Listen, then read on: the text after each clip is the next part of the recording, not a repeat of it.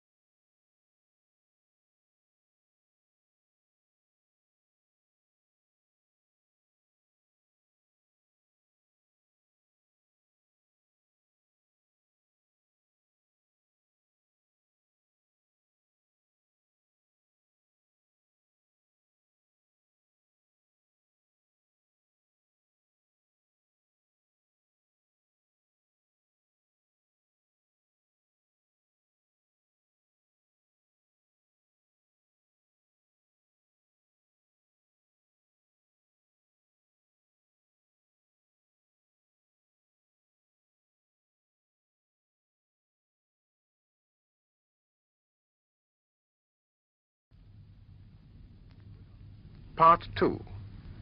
Good afternoon. How are you? Quite well, thank you. Now, please answer my questions. Am I the teacher? Yes, you are. Are you the student? Yes, I am. Am I English? Yes, you are. Are you English? No, I'm not. Who is the teacher, you or I? You are. And who is the student? I am. Do I speak English? Yes, you do.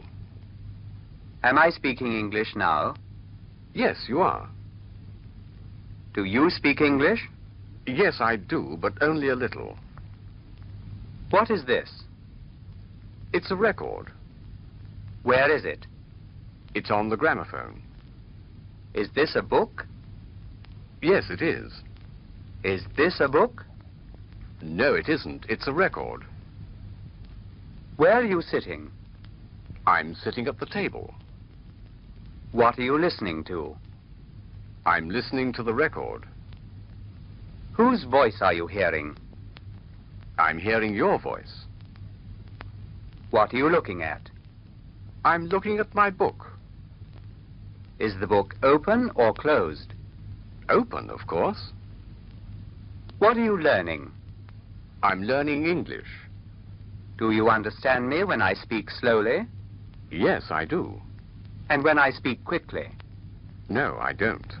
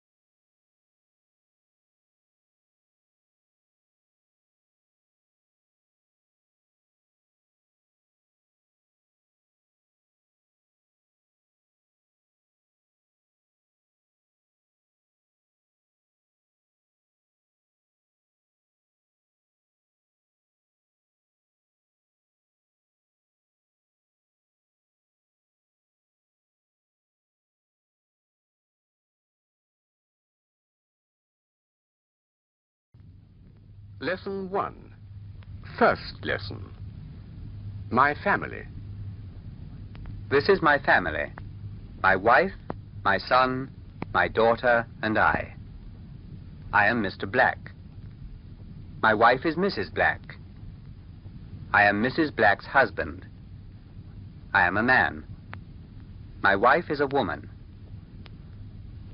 We have 2 children, a boy and a girl. The boy's name is John. He's 12 years old. The girl's name is Mary. She's still quite young. She's only 8. She's 4 years younger than John, and John is 4 years older than she is. Mary is the youngest in the family, and I am the oldest. John is Mary's brother. Mary is John's sister. John is my son. I am his father. My wife is his mother. Mary is my daughter. I am her father. My wife is her mother. John and Mary are our children. I am their father. My wife is their mother. We are their parents. We love our children. My wife is sitting in an armchair reading a book. I am standing by the window smoking a pipe. Mary is writing a letter. John is kneeling on the floor and playing with his train. The dog and the cat are lying under the table.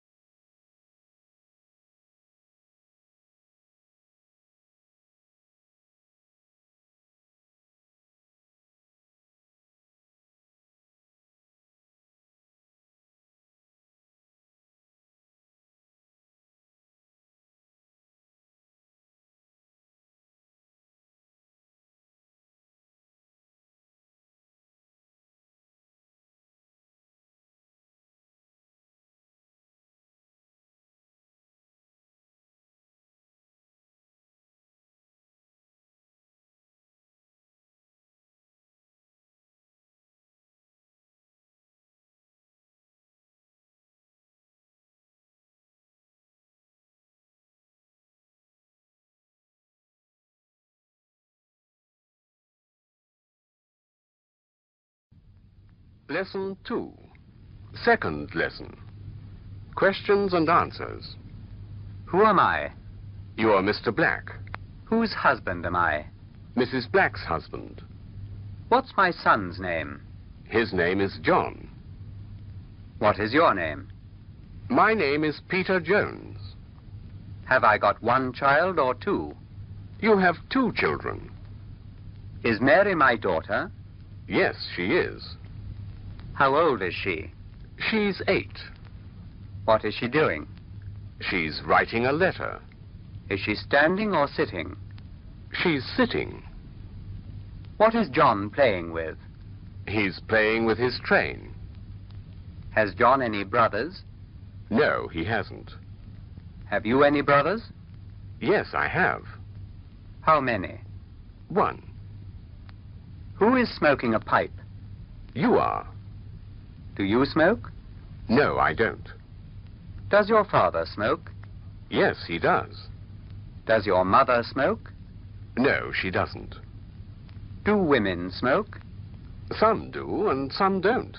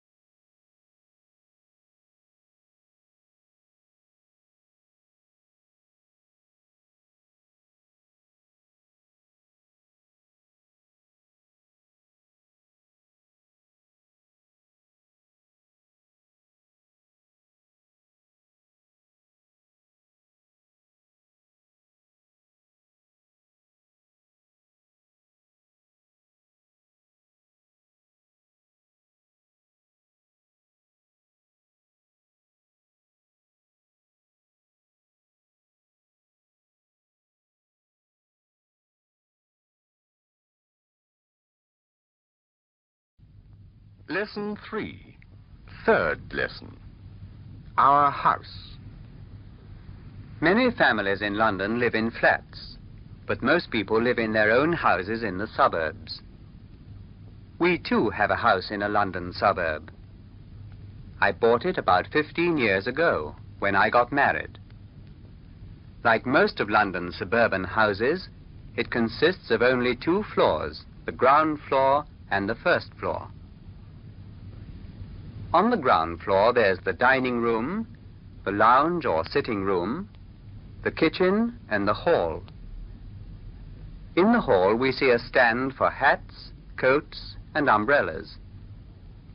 A staircase leads from the hall to the landing on the first floor. On this floor there are 4 bedrooms, a bathroom and a lavatory.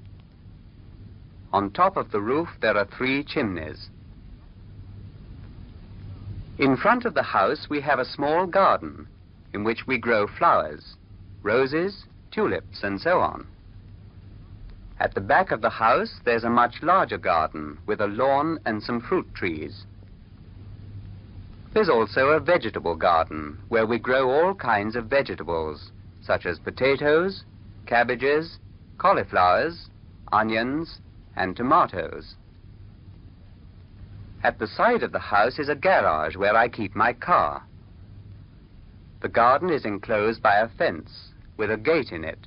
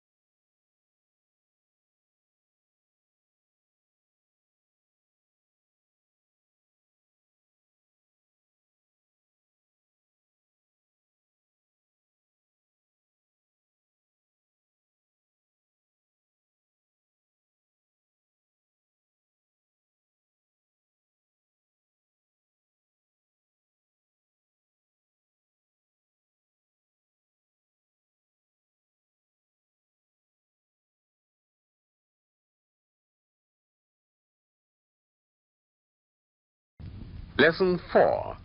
Fourth lesson. Conversation. Now, let's have a talk about our house. Can you tell me where we live? Yes, I can. You live in a house in the suburbs of London. Quite right. Now tell me, is it a large house or a small one?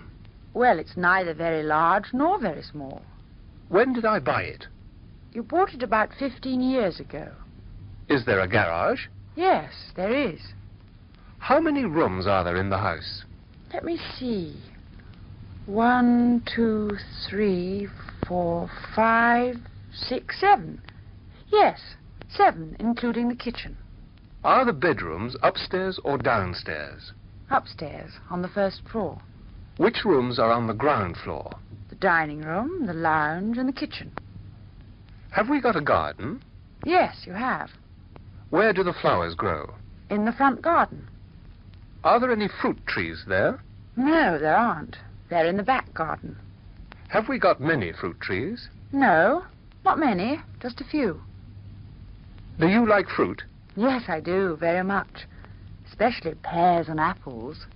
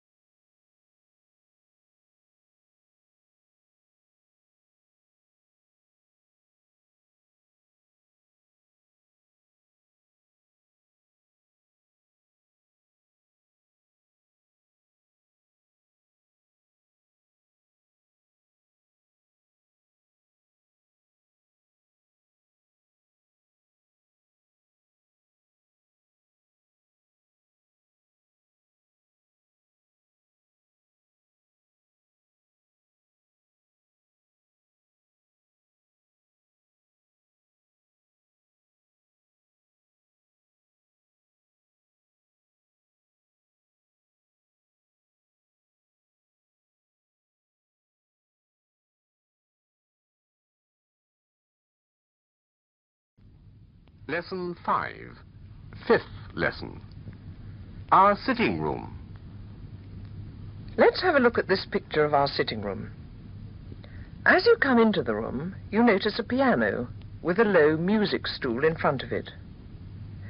Next to the piano is a tall bookcase standing against the wall. On the left is a large window. Under the window there's a radiator, but you can't see it because it's behind the settee. On the settee there are 2 cushions. The fireplace is at the other end of the room. On each side of the fireplace there's an armchair. An old lady is sitting in one of the chairs, but nobody's sitting in the other one. It's empty. In the centre of the mantelpiece there's a clock, and above it an oval mirror. On the right you can see a standard lamp. Opposite the fireplace, you can see a small table with an ashtray and some newspapers on it. By the table, there's a small chair. On the extreme right, there's a radiogram. The floor is covered with a beautiful thick carpet. An electric light is hanging from the middle of the ceiling. At night, when it gets dark, we switch on the light and draw the curtains. During the day, the light comes in through the window.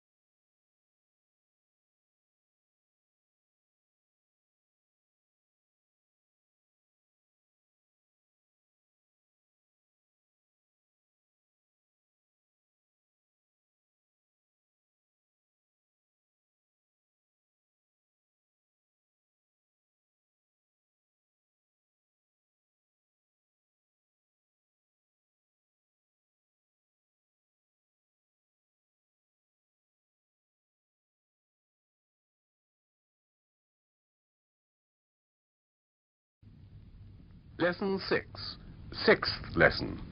Conversation between teacher and student. Is there a bookcase in our sitting room? Yes, there is. Are there any books in it? Yes, quite a lot. How many are there? I don't know. I haven't counted them. Where's the window? On the left of the piano. What is there under the window? A radiator. Can you see it? No, I can't. Why not? Because it's behind the settee. Is the mirror round or square? Neither. It's oval. Is there anything on top of the radiogram? No, nothing at all. There's something on the small table, isn't there? Yes, there's an ashtray. Isn't there anything else on it? Yes, there are some newspapers. Are there any armchairs in the room? Yes, there are 2. You can see somebody sitting in one of them, can't you? Yes, an old lady. Is anybody sitting in the other chair? No, nobody. There isn't anybody sitting on the settee either. Do you like our sitting room? Yes, I do. Very much. I'm so glad. Everybody does.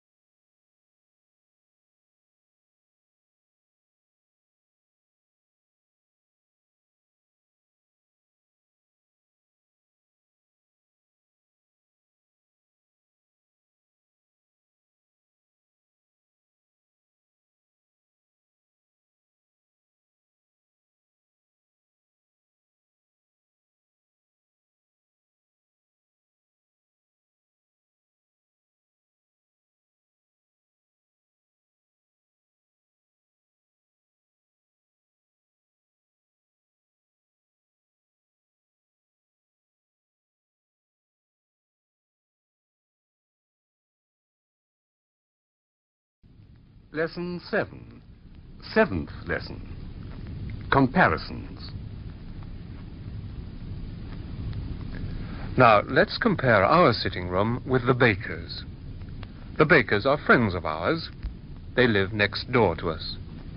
Our room is a little larger than theirs, and it has more furniture in it.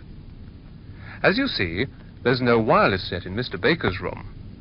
There isn't a bookcase either. Mine is in my sitting room, but his is in his study. My wife keeps her music in the music stool, but Mrs. Baker keeps hers in a separate cabinet near the piano. You can also see that theirs is a grand piano, whereas ours is an upright. Both my wife and Mrs. Baker are very fond of music, and both play the piano very well. But my wife doesn't play as well as Mrs. Baker. Mrs. Baker not only plays much better than my wife does, but she's the best pianist in the district. I don't play the piano, but I play the violin. There's no settee in the Bakers' sitting room, and there are no small chairs. However, they have 3 easy chairs, whereas we have only 2. In their room they have an electric fire, but we, like most English people, have a coal fire. Sometimes we burn logs of wood instead of coal. The Bakers have 2 vases on their mantelpiece, as well as a clock, and over the mantelpiece they've got a beautiful picture, painted by a famous artist.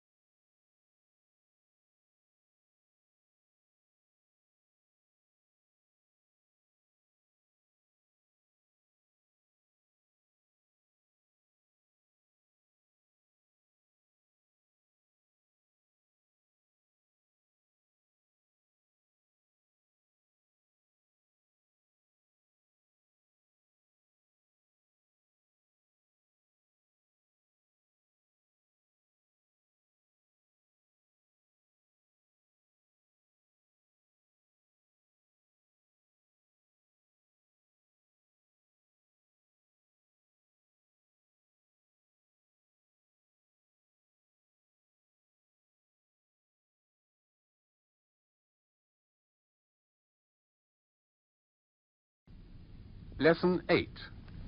Eighth lesson. Another talk. Well, you've learned quite a lot about our sitting room and the Bakers. And now I'm going to ask you a few questions about them. Tell me, whose sitting room do you like better, the Bakers or ours? I don't think there's much to choose between the two, but on the whole, I prefer yours. I'm glad to hear that. Of course, their furniture is more modern than ours. You see, they haven't been married as long as we have, so they bought their furniture more recently than we did. Don't you think that's a very fine picture the Bakers have over their mantelpiece? Yes, I can't help admiring it whenever I look at it. I should think it must be very valuable. And what do you think of the piano? I think it's a very fine instrument indeed. By the way, do you play the piano? I'm sorry to say I don't. Does your wife? Oh, yes, she does. And very well, too.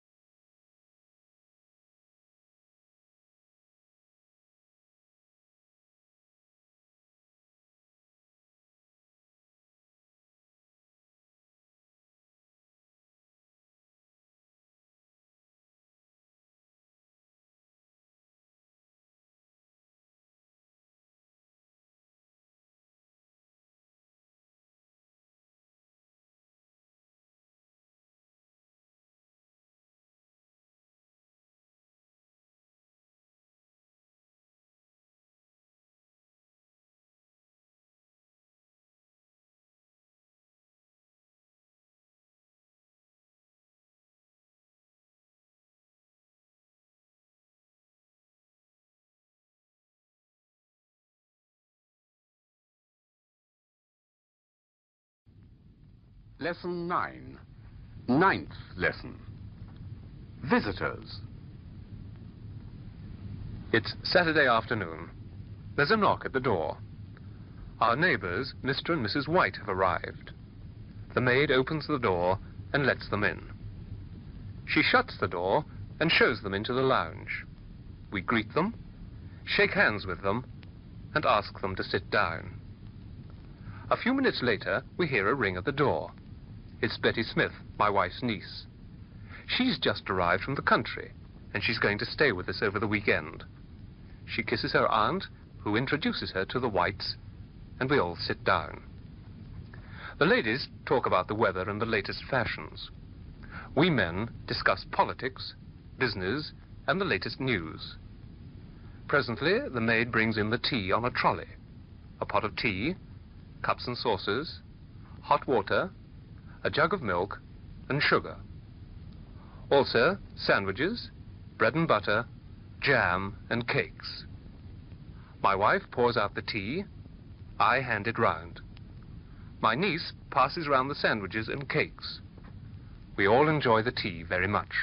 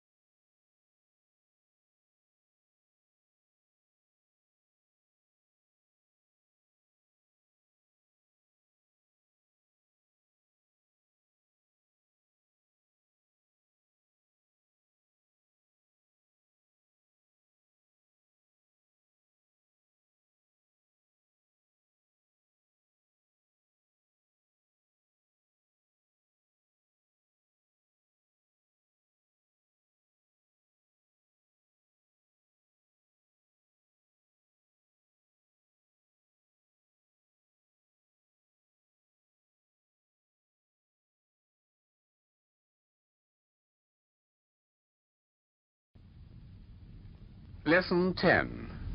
10th lesson. Afternoon tea. Good afternoon, Mrs. White. How are you? Very well indeed, thank you. And how are you? Quite well, thank you. Won't you sit down? Oh, excuse me, please. I think that's my niece at the door. Hello, Betty, dear. I'm so glad to see you. You do look well. I don't think you've met each other before. Let me introduce you. This is my niece, Miss Smith. Mrs. White, Mr. White. How do you do? How do you do? And now let's have some tea. How do you like your tea, Mrs. White? Strong or weak? Not too strong, please. And 1 lump of sugar. I like my tea rather sweet, but my husband prefers his without sugar. Well, what's the news, Mr. White? How's business? Pretty good, thank you. And how are things with you? Well, not too good, I'm afraid. And going from bad to worse. In fact, it's the worst year we've had for a long time. I'm sorry to hear that. I hope things will soon improve. Yes, let's hope for the best. And how's your nephew Richard getting on? Oh, he's getting on quite well, thank you. He's staying in the country just now with his Uncle William and his cousins. How long is he going to stay there? I don't know exactly, but he's having a very pleasant time, and it's doing him a lot of good. So the longer he stays, the better.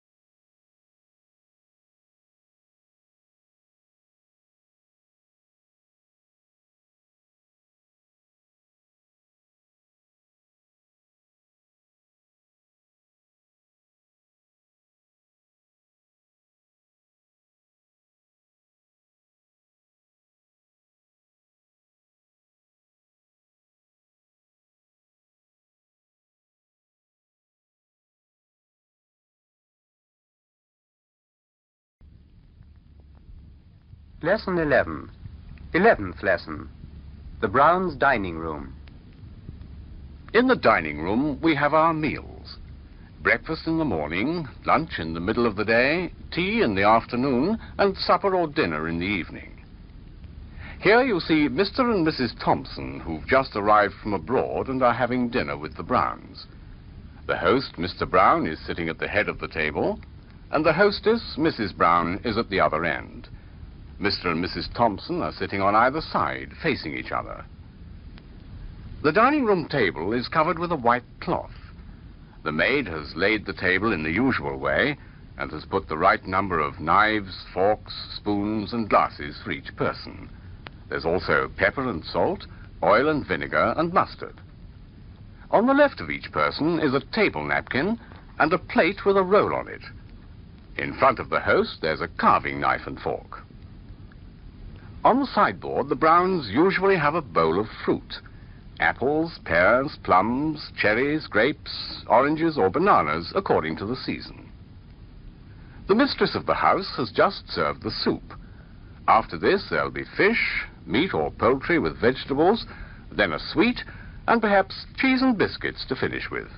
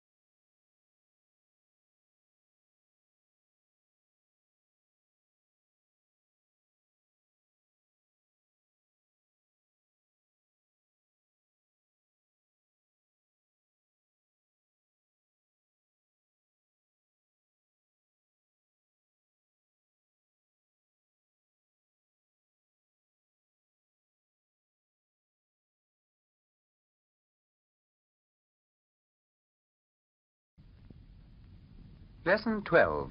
12th lesson. Dinner table talk. Good evening. I'm so glad you were able to come. Dinner's ready. Let's go into the dining room. Mrs. Thompson, will you sit here on my left? And you, Mr. Thompson, there. How long have you been in London? Oh, only a few days. Since last Monday, to be exact. And I'm sorry to say we have to return tomorrow week. Is this your first visit? It's my wife's first visit, but I've been here several times before. I have to come over at least once a year on business, and I feel quite at home in London. What do you think of London, Mrs. Thompson? I beg your pardon, I didn't quite catch what you said. I was asking what you thought of London. Oh, I think it's a wonderful place. There always seems to be something interesting to do. And how do you like our weather? Well, it's rather changeable, isn't it? Yes, it is. But on the whole, it's not so bad once you get used to it. Will you have some more chicken? No, thank you. What about you, Mr. Thompson? Yes, please. Just a little. It's delicious. I'm so glad you like it. And now what sweet will you have, Mrs. Thompson? There's apple tart and cream or chocolate trifle. Trifle for me, please. And you, Mr. Thompson? Trifle for me, too, please.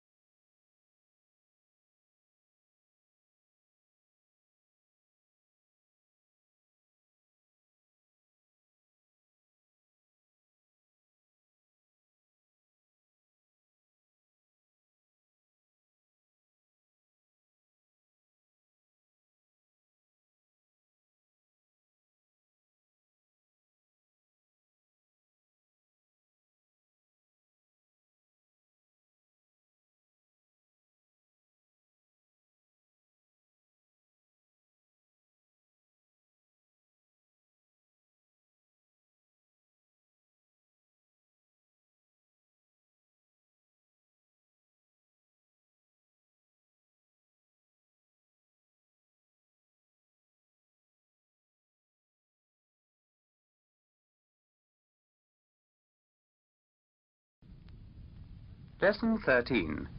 13th lesson. My bedroom. At night, when I feel tired and sleepy, I go up to my bedroom and switch on the electric light. I take off my shoes, undress, and put on my pajamas. Then I get into bed and switch off the light. After a few minutes, I fall asleep. I sleep the whole night through. Punctually at 7:30 in the morning, the alarm clock rings and wakes me up. I get out of bed, put on my dressing gown and slippers, and go into the bathroom, where I turn on the hot and cold taps. While the water's running into the bath, I wash my face and neck, clean my teeth, and shave. My shaving things are on the shelf above the basin. Then I turn off the taps and have my bath. Sometimes I have a shower. When I've dried myself with a towel, I get dressed.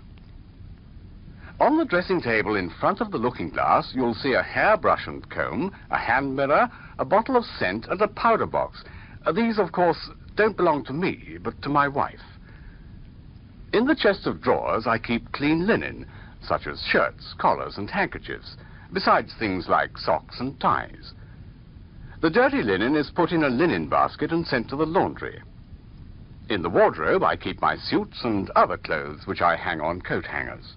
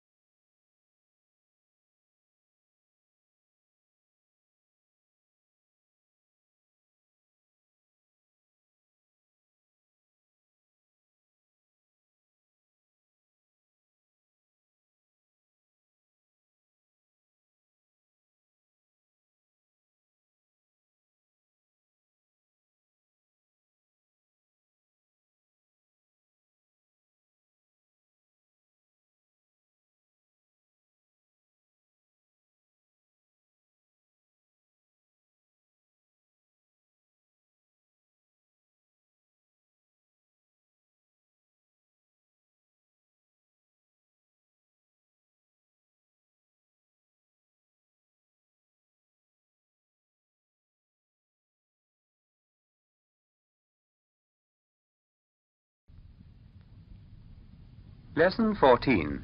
14th lesson. Morning and evening. What time do you get up as a rule? Generally about 7:30. Why so early? Because I usually catch an early train up to town. When do you get to the office? Normally about 9 o'clock. Do you stay in town all day? Sometimes I do, and sometimes I don't. What do you usually do in the evenings? We generally stay at home. Once or twice a week we go to a theatre or to the pictures. We went to the pictures last night and saw a very interesting film. Occasionally we go to a dance. Do you like dancing? Yes, very much. Do you dance? I used to when I was younger, but not very often now. I'm getting too old. Too old? Nonsense. You don't look more than 50. As a matter of fact, I'm nearly 60. Really? You certainly don't look it. I'm glad to hear it. Are you doing anything special tonight? If not, what about coming with me to my club? You'd get to know quite a lot of interesting people there. I should love to. But today happens to be our wedding anniversary, and we're going out tonight to celebrate. Well, my heartiest congratulations. Thank you very much. I could manage to come along tomorrow night, if that would suit you. Yes, excellent. Let's make it round about 8 o'clock. Very well. Thanks.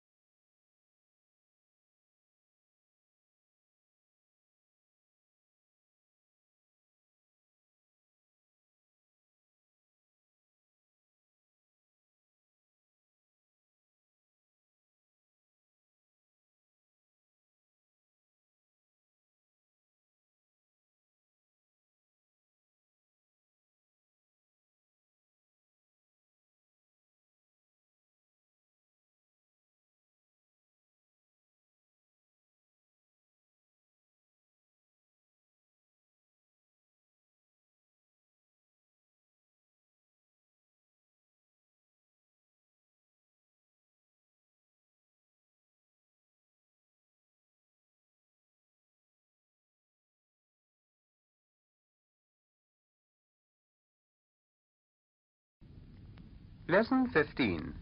15th lesson. The hotel. There are plenty of good hotels in London, and you're nearly always sure of finding room in one or other of them. Still, if you don't want to be disappointed, especially during the holiday season, it's better to engage a room beforehand. You'll find London hotels just the same as hotels in all large cities. As a rule, you go into a large entrance hall or lounge where visitors are constantly coming and going. The porter takes your luggage and you go to the reception desk to see about your room and get your key. Then the page takes you up to your room in a lift. The people in the office will always help you if you don't know your way about the town. They'll tell you where to go and what to see. They'll book seats for you at the theatre and do all they can to make your stay a pleasant one. If you want a guide to show you round or an interpreter for a business interview, they'll get you one. If you have to write business letters and can type, they'll provide you with a typewriter. If, on the other hand, you prefer to dictate your letters, they'll get you a shorthand typist. If your wife is going to be with you, she'll find plenty to amuse her. She'll be able to spend her time looking at the shops while you're busy.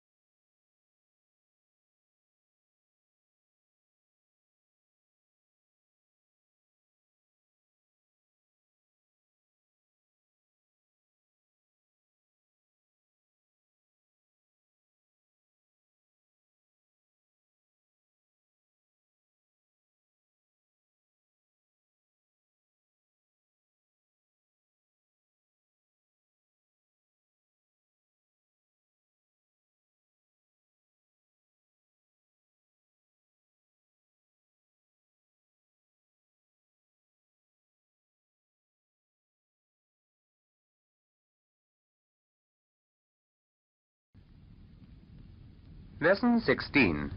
16th lesson. Booking rooms. Here we are. This is our hotel, isn't it? Yes, there's the name. Princess Court Hotel. Shall I look after the luggage, or will you? Well, if you'll see to the luggage and pay the driver, I'll go in and see about rooms. All right. Where shall I find you? I'll wait for you in the hall. Don't be long. I'll come as soon as I can. Good morning. Can you let me have a double room with a bathroom? Or if you have 2 single rooms, so much the better. We're practically full up, but I'll see. How long do you intend to stay? I expect we shall be here for a week at least, perhaps a fortnight. Yes, you can have 2 rooms with a bathroom on the first floor. I hope they're quiet. I hate a noise at night. I think you'll find they are, sir. They face the courtyard. How much are they? 45 shillings a night, including breakfast. All right, we'll take those. Will you fill up this form, please?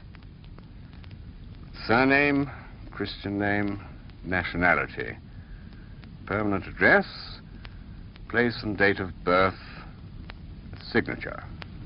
Is that all right? Yes, that's all, thank you. And here are your keys. The page will show you up to your rooms, and your luggage will be brought up straight away.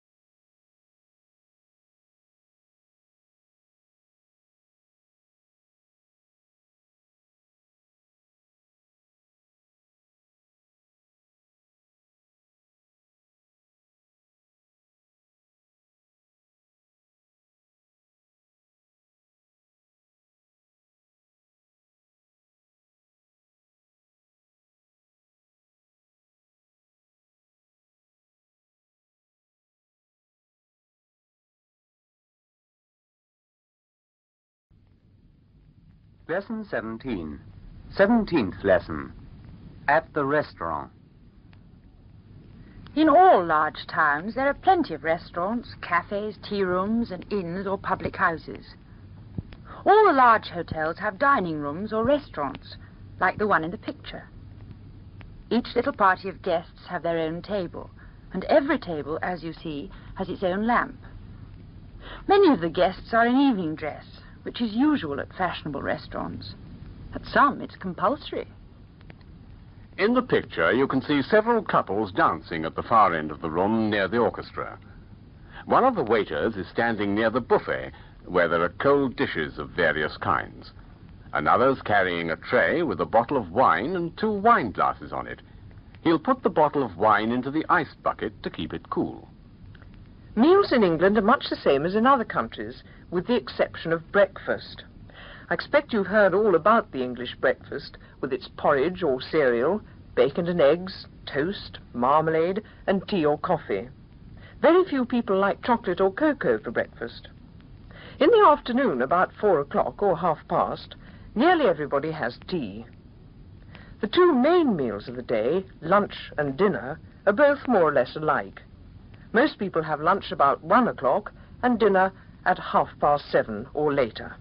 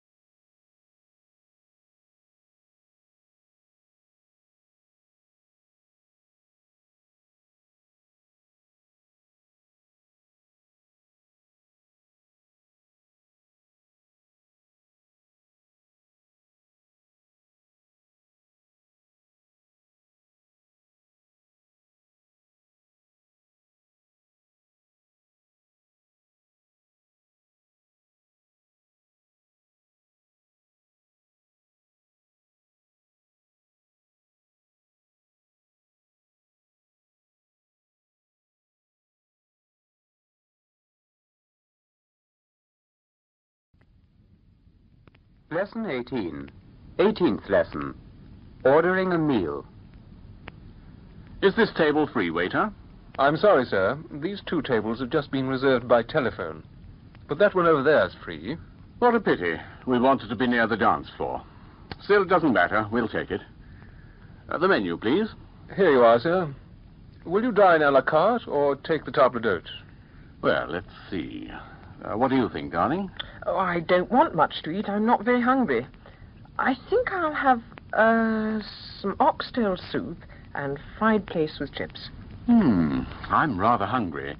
I'll start with some hors d'oeuvre. And to follow?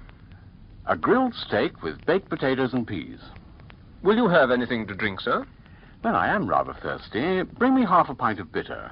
What about you, darling? Well, I don't care for beer, but I will have a glass of sherry. Very good. What sweet would you like? I'll have a fruit salad. So will I. And we'll have 2 coffees, please. Black or white? White, please. Oh, and 2 liqueur brandies. What a lovely waltz they're playing. Shall we dance? Yes, I'd love to. Waiter, the bill, please. Very good, sir. Here you are. Thank you very much, sir.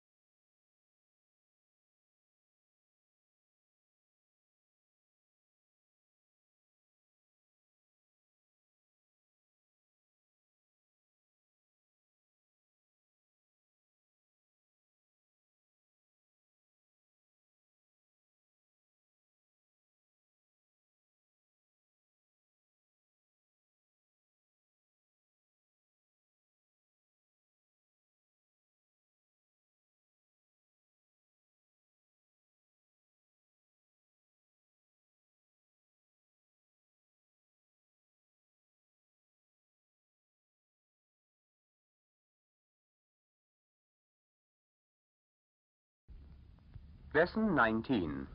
19th lesson. Numerals, times and dates. If I want to know the time, I look at my watch. I've got a gold wristwatch with a leather strap. It keeps fairly good time, but occasionally it goes wrong. When it does that, I take it to a watchmaker and have it repaired, cleaned and regulated. I don't think you'll find it very difficult to tell the time in English. First of all, let's deal with the hours. We say, it's 1 o'clock, 2 o'clock, 3 o'clock, and so on. 12 o'clock may refer to midnight or to midday. Then for the quarters, we say, for instance, it's 8:15, 8:30, 8:45. Sometimes people just say 8:15 instead of 8:15, and 8:30 instead of 8:30. We say other times as follows: 5 minutes past 8, or simply 8:05. Similarly, 10 past 8, 20 past 8, 25 past 8, 25 to 9, 20 to 9, 10 to 9, 5 to 9. Referring to dates, we say, for instance, Henry VIII was born on the 28th day of June, 1491, and died on the 28th of January, 1547. Be careful to pronounce distinctly 1330, 1440, 1550, 1660, and so on. Then learn 100, 101, 276, 1,000, 3,387.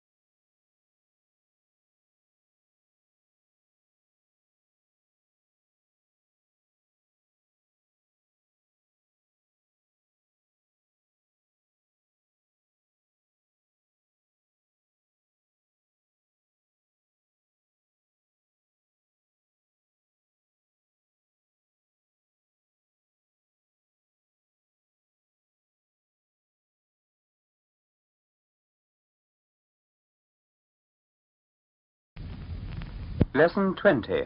20th lesson. Days and months. Asking the time. Do you know the days of the week? Yes. Sunday, Monday, Tuesday, Wednesday, Thursday, Friday, Saturday. Now, let's assume that today is Wednesday. What day will tomorrow be? Thursday. And the day after tomorrow? Friday. What day was yesterday? Tuesday. And the day before yesterday? Monday. As it happens, last Monday was my birthday. Is that so?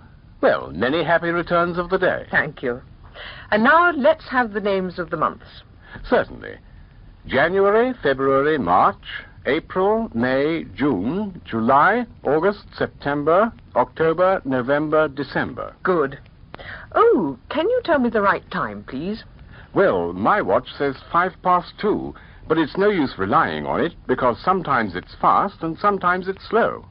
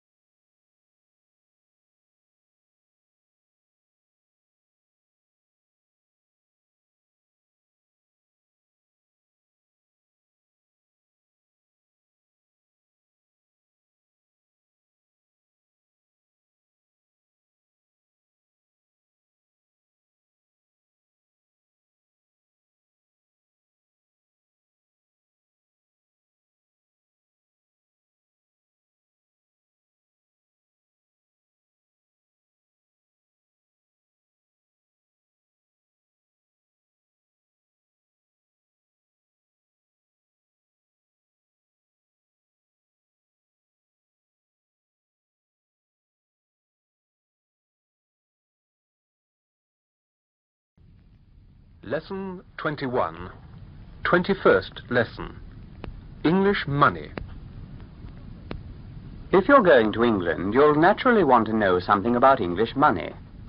I expect you've been used to the decimal system, so English money will probably seem very strange to you at first, but you'll soon get used to it. There are 3 copper coins, the penny, the halfpenny, and the farthing. Then there's the threepenny bit. The other coins are the sixpence, the shilling, the 2-shilling piece, and the half-crown, which is worth 2 shillings and 6pence, or as we say, 2 and 6. Then there's a 10-shilling note and a pound note in common use. And for larger sums, there are £5 notes, £10 notes, and so on. There's no gold in circulation, so you hardly ever see a sovereign or half-sovereign. You may often hear the term guinea, which stands for 21 shillings, although there's no actual coin of this value. There are 4 farthings in a penny, 12 pence in a shilling, and 20 shillings in a pound. If the price of a reel of cotton is 4pence, you hand over 4 pennies for it. Similarly, you say 2pence, 3pence, and so on. If a stamp costs 3 halfpence, you hand the clerk a penny and a halfpenny, or 3 halfpennies, and he gives you a 3 halfpenny stamp.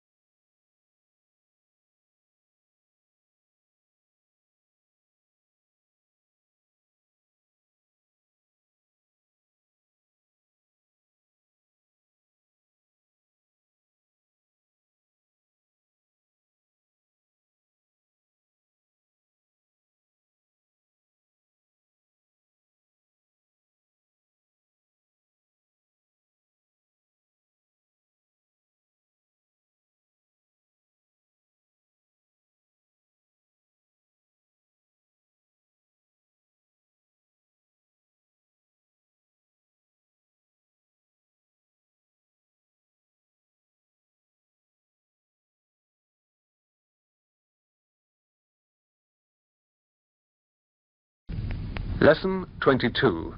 22nd lesson. At the bank. Can you change me some money, please? Certainly. What is it you wish to change? Here it is.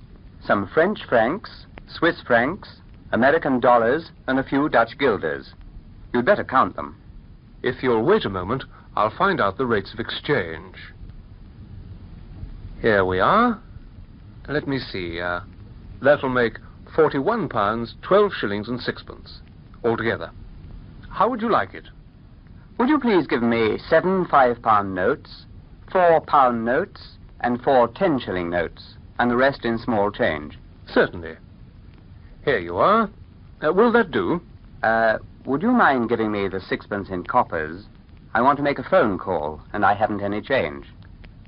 Thank you. By the way, can I open an account here? You'll have to see the manager about that. If you'll kindly go through that door marked private, he'll attend to you. Good afternoon, sir. My name is Anderson. I should like to open an account with you. A deposit or current account? Well, I want to be able to pay for things by check. Then you want a current account. How much money do you want placed to your credit? Here's £200. I think that ought to last me for some time. I take it you can supply references? Certainly. Right. Here's a checkbook. When you send a check by post, be careful to cross it. But if you wish to cash a check yourself, you must leave it open.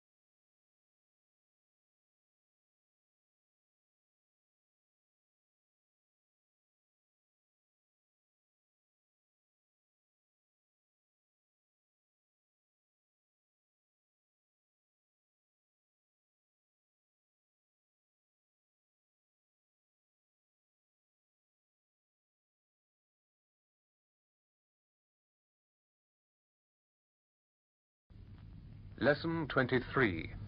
23rd lesson. Postal services. There are post offices in every town and nearly every village in the country. If you want to post an ordinary letter, a postcard, or a small parcel, you needn't go to the post office. You can drop it into the nearest pillar box.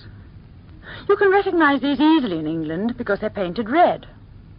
If you want to send a telegram, you can either take it to the nearest post office or dictate it over the telephone. Pillar boxes are emptied several times a day. If you want your letter to arrive more quickly than by ordinary post, you can send it by airmail. Letters are delivered to your home or office by a postman, and telegrams by a telegraph boy. Here you can see what the inside of a post office looks like. On one side of the counter, you see several customers. On the other side, the clerks. One of the people in the picture is buying postage stamps. Another is registering a letter. The third is writing out a cable. If you want to buy stamps, you must go to the right counter. If you go to the wrong one, you'll only waste your time. Ask for a halfpenny stamp, a penny stamp, a 3 halfpenny stamp, a 2penny stamp, a 2penny halfpenny stamp, a 3penny stamp, and so on. If you want to send a parcel, you hand it to the assistant, who weighs it on scales and gives you the necessary stamps. The amount you have to pay depends on the weight of the parcel. In most post offices, and also in many streets, there are public telephone boxes from which you can telephone. All you have to do is lift the receiver, put into the slot the pennies due for the call, and dial the first 3 letters of the exchange you want, followed by the number.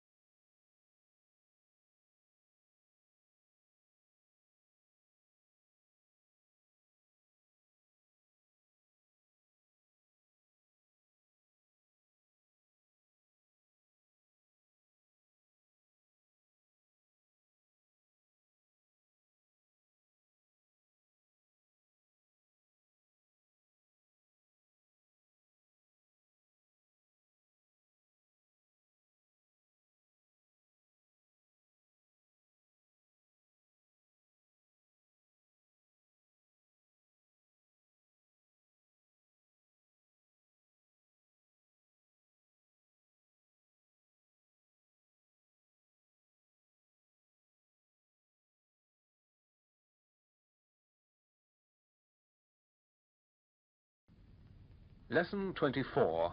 24th lesson. At the post office. Excuse me, can you tell me where the nearest post office is? I'm sorry, I can't. I'm a stranger here myself. Perhaps that gentleman over there will be able to help you. Thank you.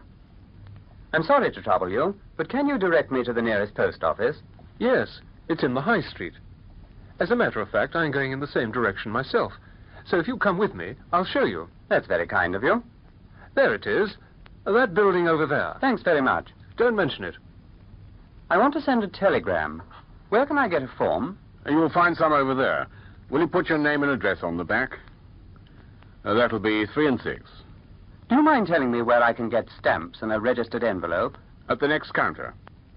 A 5-shilling book of stamps, please, and a large registered envelope. Will this size do? Yes, thank you. That's just right. Would you mind telling me what the postage on this letter will be? 3 by ordinary post, or 6 if you want to register it.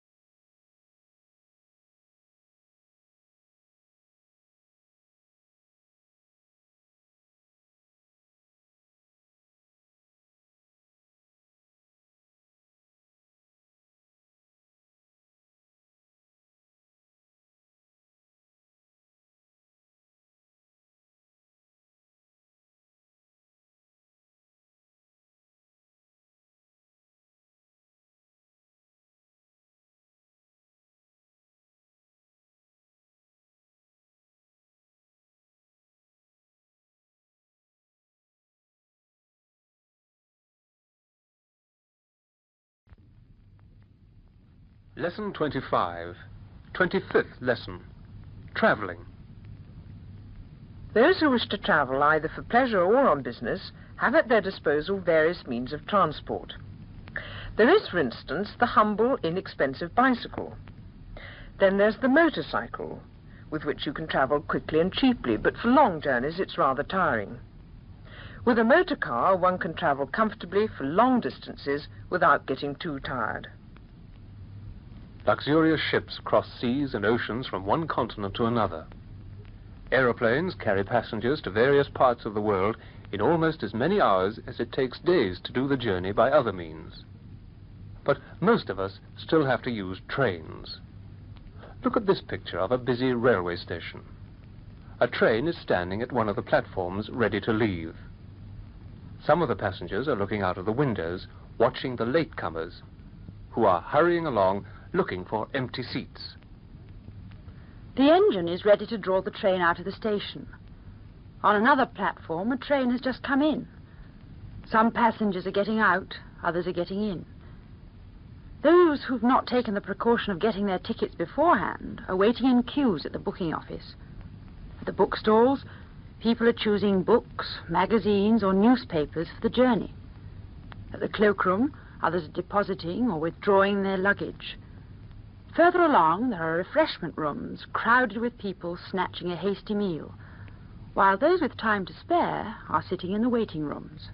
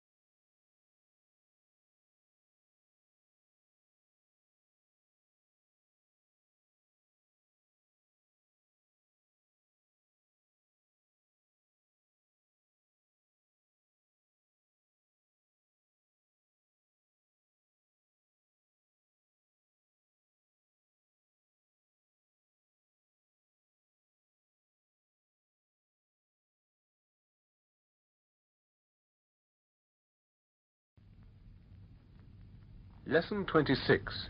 26th lesson. At the station. Porter, will you see to my luggage, please? Where for, sir? I'm going by the 10 o'clock train to Glasgow. Will you have this trunk labelled and put in the luggage van? The suitcase and bag can go on the luggage rack. Right, sir. What class? First, try and find me a corner seat in a smoker facing the engine, if you can. Have you got your ticket yet, sir? Not yet. Where's the booking office? Come along with me and I'll show you. Here it is. I'll meet you on the platform. Which platform is it? Number 8, over there. One first to Glasgow, please. Single or return? Single. Do I have to change anywhere? No, no change. It's a through train. Thank you. Here you are, sir. I found you a corner seat next to the corridor. Your carriage is near the dining car, and you can order lunch when the attendant comes along. What time do we get to Glasgow? You're due to arrive at 6:15. Thank you. Here you are. Thank you, sir. I hope you'll have a comfortable journey. Well, I've still got a few minutes to spare, so I'll go and get myself a novel or a detective story to while away the time during the journey. Mind you don't miss the train, sir. That's all right. The train doesn't leave for another 10 minutes, and it won't take me more than 5 minutes to get a book.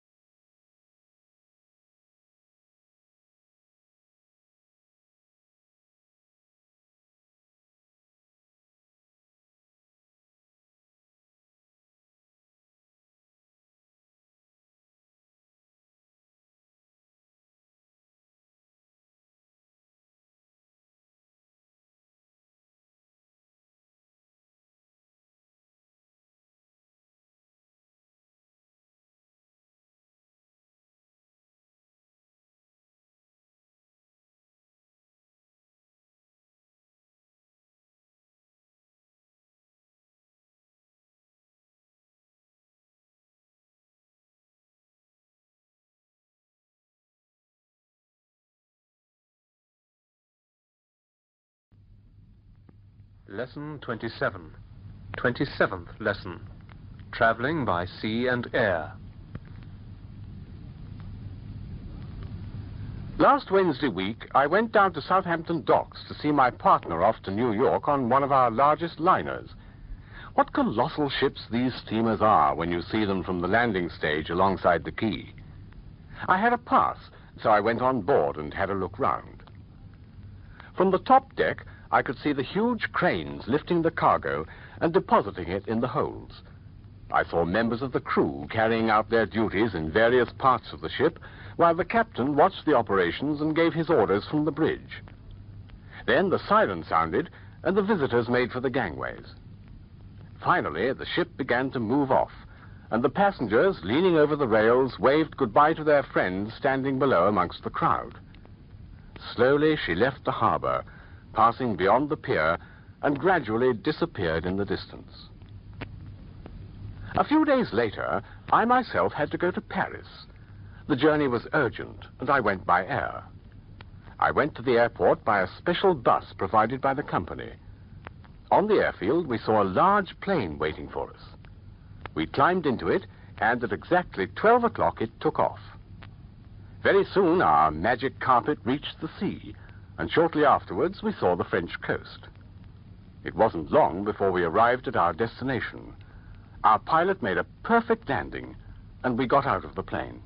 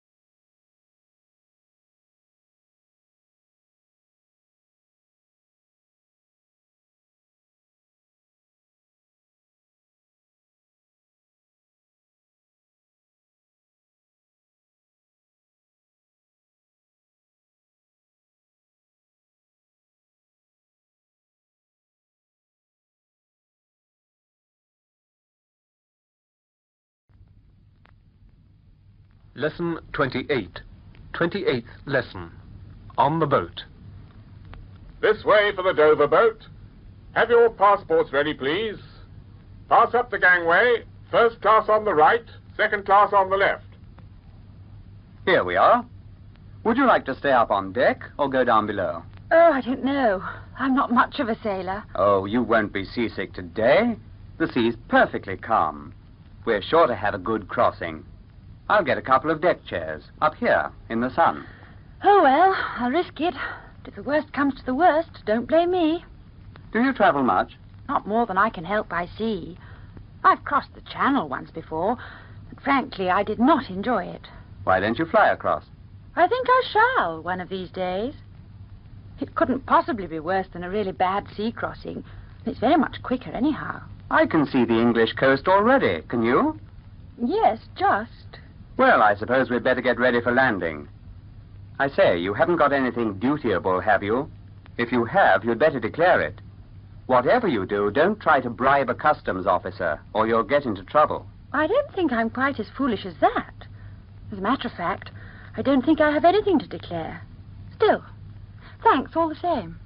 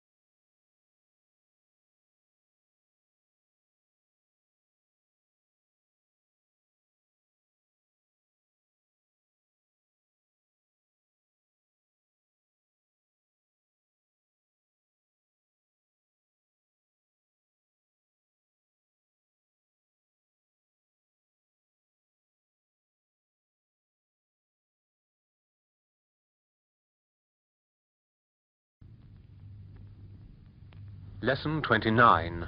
29th lesson. A street in London. We're now in Oxford Circus, halfway along Oxford Street, one of the busiest streets in the West End of London. And that street over there is Regent Street, famous all over the world for its splendid shops.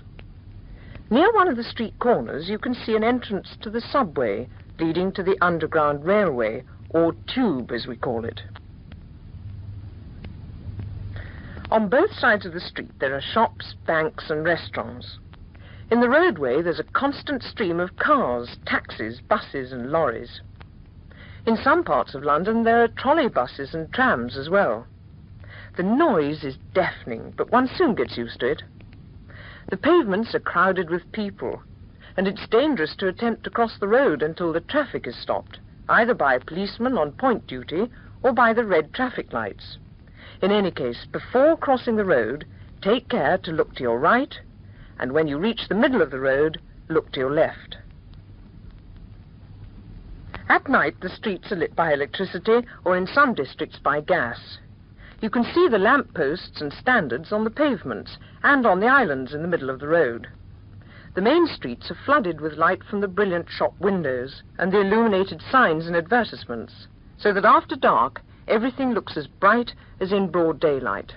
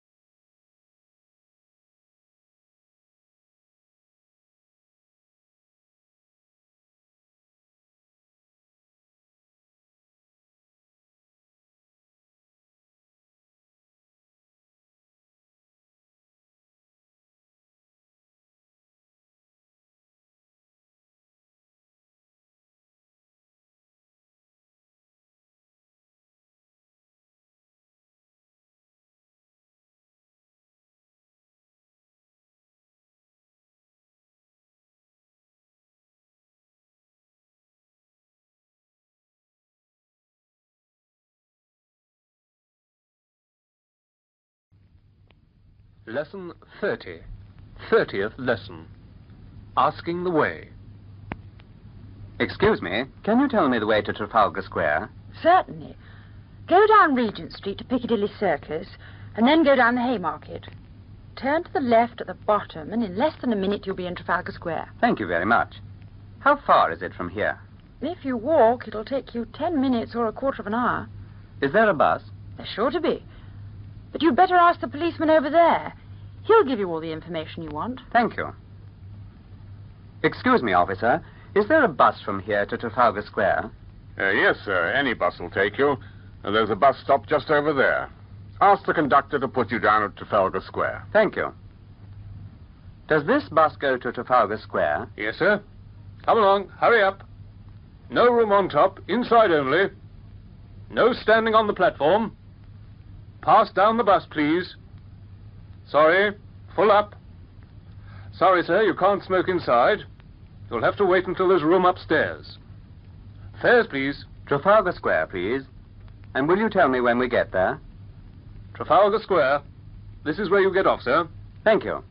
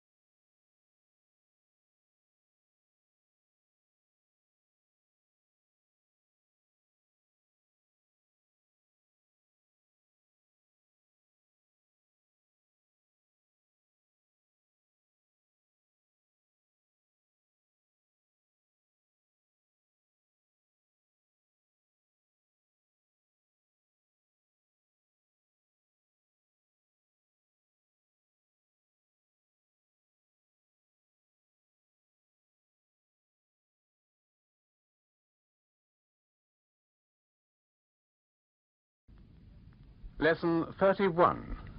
31st lesson. A visit to London. If you can stay only a few days in London, you won't have much time for your sightseeing. And how to spend your time to the best advantage is rather a problem. If I were you, I should make up my mind beforehand. It all depends on your tastes. You may, for instance, be interested in shops, or in art galleries, or in museums. Or you might prefer to start with the principal historical buildings and monuments. In that case, you might begin in the West End and see the Houses of Parliament, Westminster Abbey, Whitehall, and Nelson's Column. From there, you could go along the Mall to Buckingham Palace and have a look at Queen Victoria's Memorial facing the palace.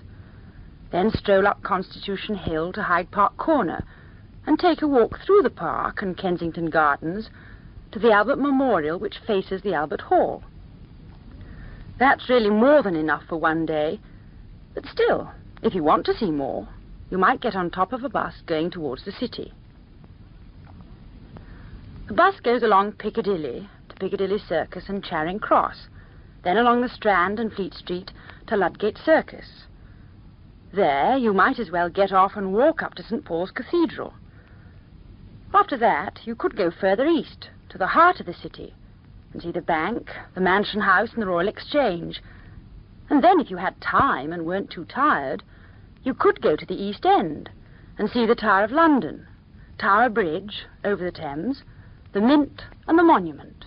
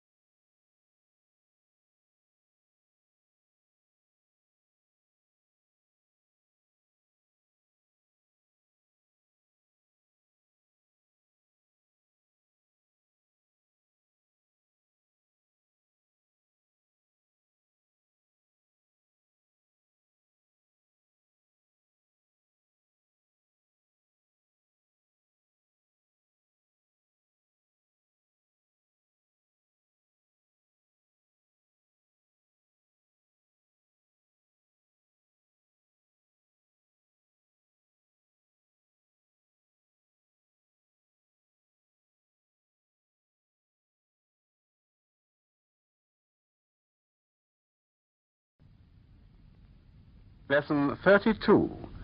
32nd lesson. Sightseeing. Is it possible to see anything of London in 1 or 2 days? Well, yes, but of course not half enough. What do you think I ought to see first? Well, if you're interested in churches and historical places, you should go to Westminster Abbey, the Houses of Parliament, St. Paul's, and the Tower. Do you like art galleries? Rather. Then why not go to the National Gallery and the Tate? I'm told one ought to see the British Museum. Do you think I shall have time for that? Well, you might. But if I were you, I should leave that for some other day. You could spend a whole day there. It's much too big to be seen in an hour or so. I suppose it is. What about going to the zoo? That's not a bad idea. You could spend a couple of hours there comfortably, or even a whole afternoon, watching the wild animals, birds, and reptiles. You could have tea there, too. I'll do that, then. How do I get there? Let me see. Where are we? Oh, there's the BBC. I think your best way from here is to walk across Regent's Park. Is it much of a walk? Oh, no. A quarter of an hour or so. But if you're in a hurry, why not take a taxi? I think I will. Ah, here's one coming. Taxi! The zoo, please.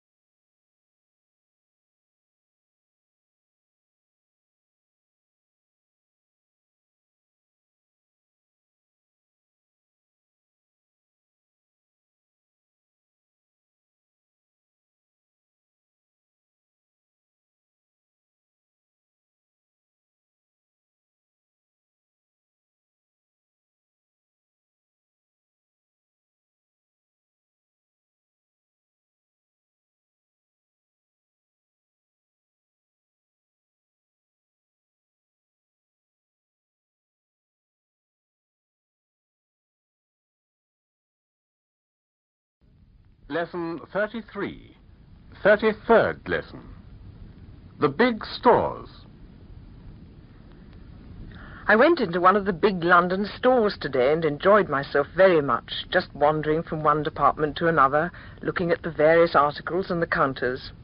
I thought the assistants were very helpful. There must have been some hundreds of salesmen and saleswomen and dozens of different departments, including china, haberdashery, confectionery, hardware, and even provisions. I went from one department to another, from umbrellas to gloves, from fancy goods to lace, up and down in lifts and on escalators. As I was going through the book department, I was surprised to meet an old friend of mine whom I hadn't seen for years. She's been living abroad, and she's just come back to England for a short holiday. We went up to the restaurant and had lunch together. Of course, we talked and talked. She told me that she was married and that she'd brought her eldest boy to England with her. He was going to school here and would live with his grandmother, who's a widow. His grandfather died quite recently. We didn't finish lunch until 2:30. Then we did some shopping together. I helped her to buy some presents for her children. I can't tell you how glad we were to see each other again. We used to be very great friends before she went to live abroad. I hadn't seen her for, 10 or 12 years at least.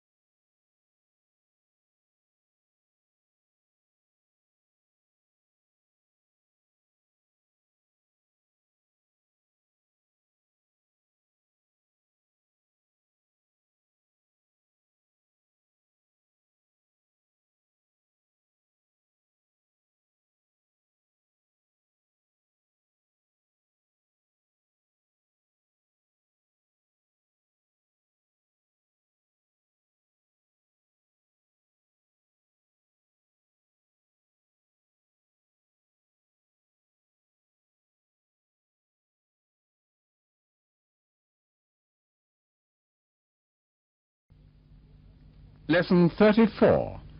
34th lesson. Shopping. Excuse me. How do I get to the glove department? Over there on the left, madam. Just past the ribbon counter.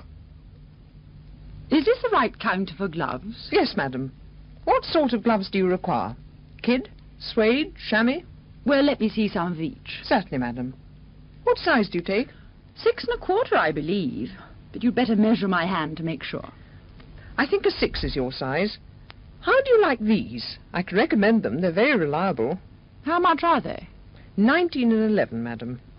Very well, I'll take them. And now, how do I get to the shoe department? Come this way, please, and I'll show you. Just over there, beyond the millinery department. What kind of shoe did you want, madam? Calf, glacé, suede? I want a strong walking shoe with a low heel. Perhaps calf would be best. I like court shoes, but of course high heels aren't suitable for country wear. As you see, I have rather small feet. Here's a pair about your size. Try them on. How do they feel? They're fairly comfortable, but they're a bit tight across the toes. I suppose they'll give a little. Yes, they'll stretch with wearing. Very well, then. Now, let's see, what else did I want? Oh, yes, some silk stockings, shoe polish, pair of scissors, and some safety pins.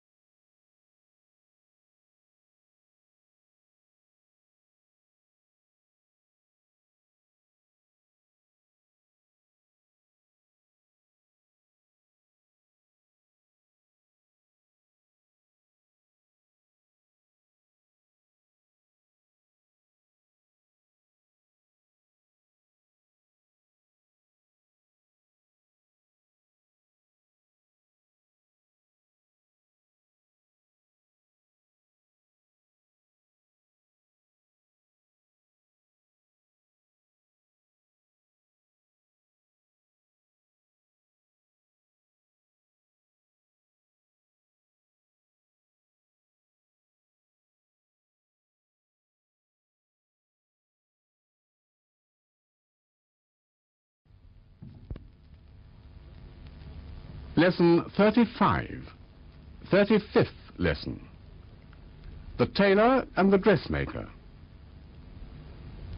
This morning I've been to my tailor's to order a new suit, coat, waistcoat and trousers. I should have liked to order a new overcoat as well, as my old one is nearly worn out, but just now I can't afford it. I shall have to wait till next year for that. But I might get a raincoat later on.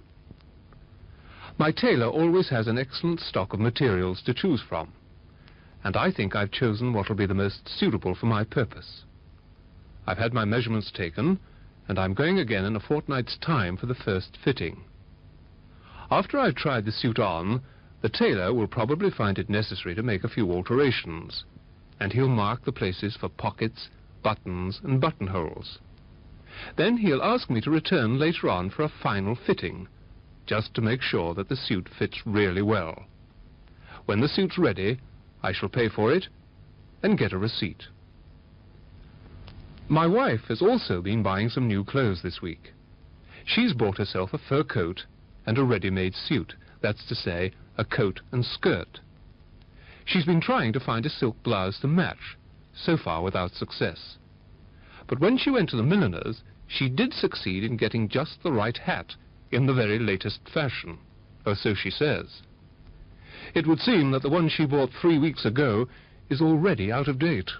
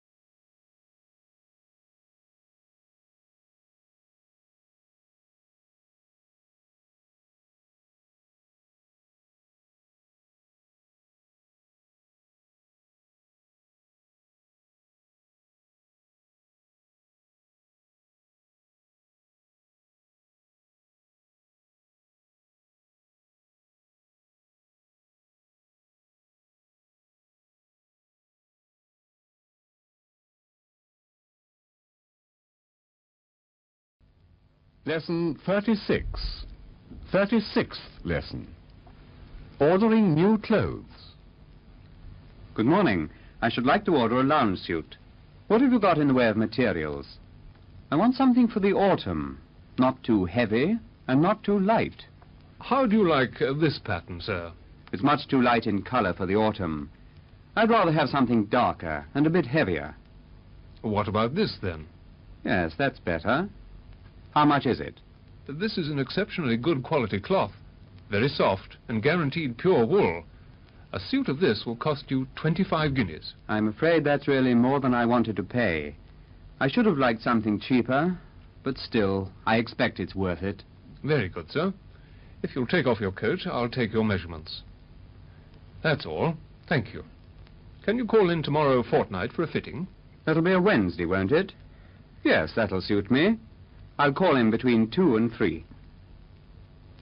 At the dress shop. I should like to try on one of these dresses. Please come with me to the fitting room. This is a model gown and quite the latest style. I like the style, but I don't care for the colour, and it's a bit large, too. What about this one? We have this model in several sizes and colours. Pale green, dark brown, black. Let me see the black one in my size. Yes, that's better. But isn't the skirt rather long? Yes, we'll shorten that for you an inch or two, and the waist will have to be taken in a little as well, but you can leave all that to us.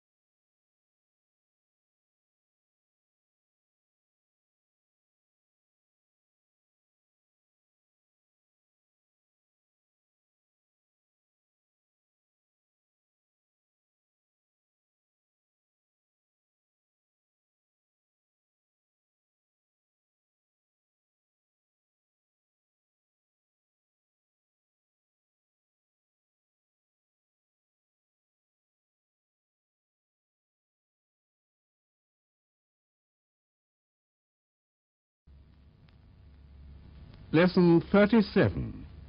37th lesson. At the tobacconist's. If anybody were to ask me which shop windows I found the most interesting, I should find it very hard to answer. My wife, I know, would be all in favour of the drapers, the milliners, and the jewellers. My eldest son would be all for the sports shops, with their golf clubs, tennis rackets, cricket bats, and footballs. The children would vote for the toy shops. And as for me, well, I must confess to a weakness for the tobacconist's window. It's not that I smoke a lot, but there's something fascinating about the neat little piles of different coloured tobaccos, the beautifully polished briar pipes, the attractive boxes of cigars and cigarettes. If you smoke a pipe, you have the choice of dozens of excellent brands of pipe tobacco. If you like cigars, then you can get them at any price you care to pay. And if you prefer cigarettes, you can buy Virginia, Turkish, or Egyptian, whichever you like. Virginia cigarettes are, of course, those made of American tobacco. Matches are good and cheap, but most people nowadays use a lighter. In the tobacconist's window, you'll also find tobacco pouches and cigarette cases, holders, and all that sort of thing. Many tobacconists are at the same time newsagents, stationers, and booksellers, so that you can buy books, magazines, newspapers, picture postcards, and other stationery, such as writing pads, notepaper, blotting paper, envelopes, ink, fountain pens, pencils, and so on. Very often you can buy sweets and chocolates there as well.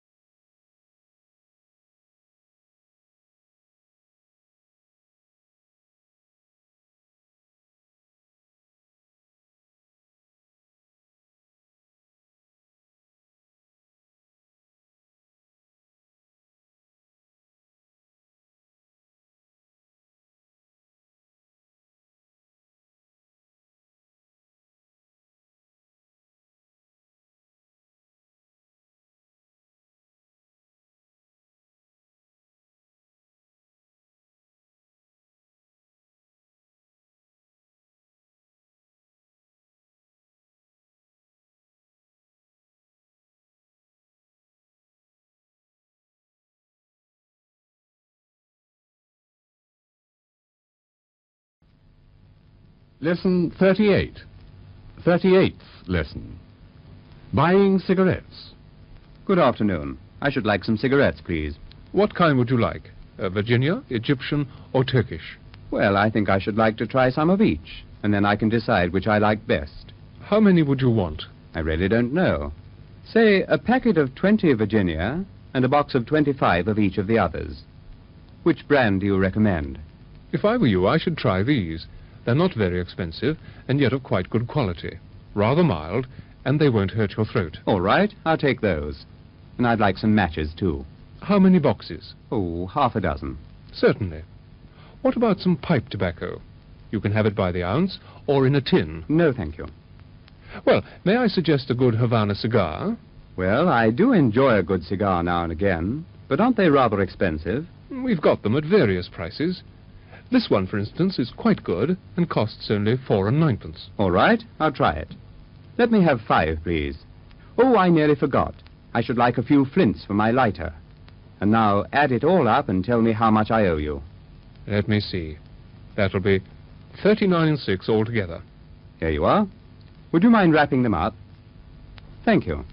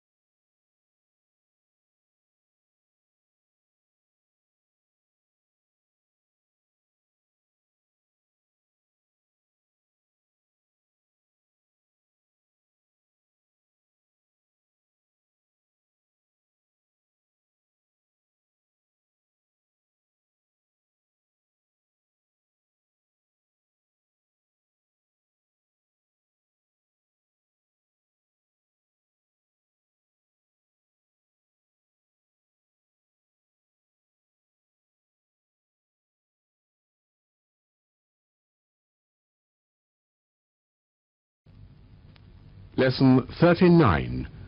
39th lesson. The barber and the hairdresser. The hairdresser is a most important member of the community. Everybody, male and female, old and young, requires his attention regularly. Men must have their hair cut. If they have beards or moustaches, they must have them trimmed. Those who don't shave themselves must be shaved by the barber.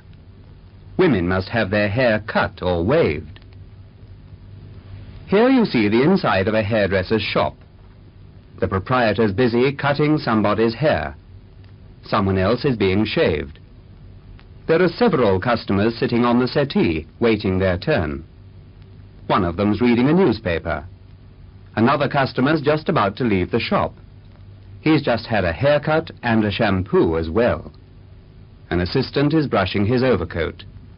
He will expect a tip, of course. I always shave myself, with a safety razor. My brother shaves with an electric razor. Most people shave every day, but when we're lazy, we only shave every other day. I suppose you shave yourself too, don't you? I always think a man ought to shave himself. Personally, I don't like having my cheeks and chin covered with lather by somebody else. Besides, it's much more convenient, and incidentally cheaper, to shave oneself at home than to have to waste time going to the barber's.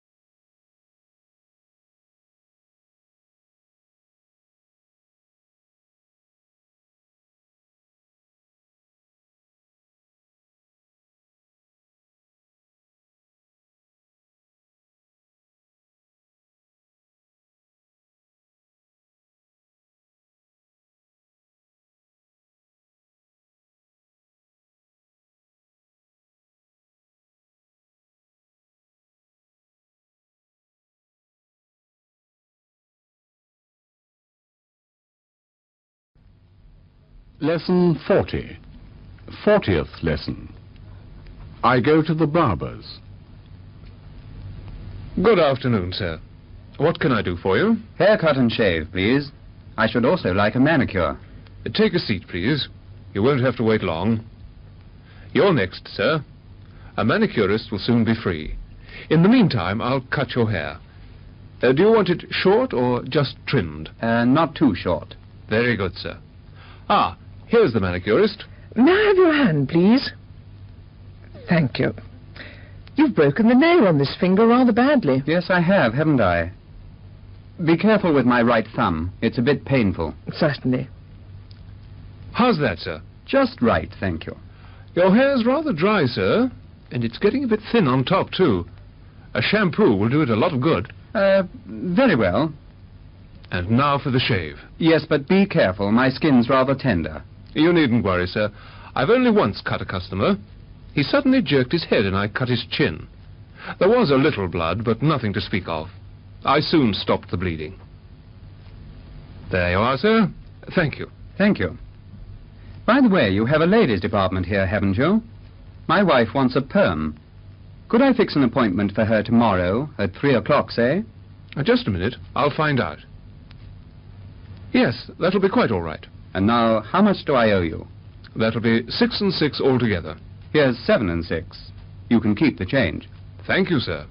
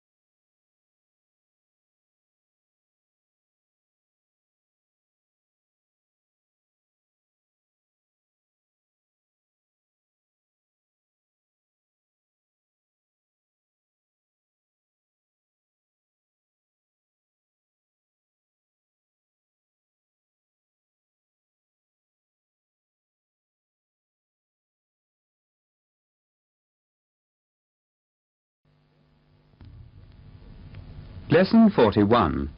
41st lesson. The seasons. The year is divided into 4 seasons: spring, summer, autumn and winter. In spring, nature awakens from her long winter sleep. The trees are filled with new life, the earth is warmed by the rays of the sun, and the weather gets gradually milder. The fields and meadows are covered with fresh green grass. The woods and forests are filled with the songs of the birds. The sky is blue and cloudless. At night, millions of stars shine in the darkness. When summer comes, the weather gets warmer still, and sometimes it's very hot. It's the farmer's busy season. He works in his fields from morning till night. The grass must be cut, and the hay must be made while the dry weather lasts. Sometimes the skies are overcast with heavy clouds. There are storms with thunder, lightning and hail.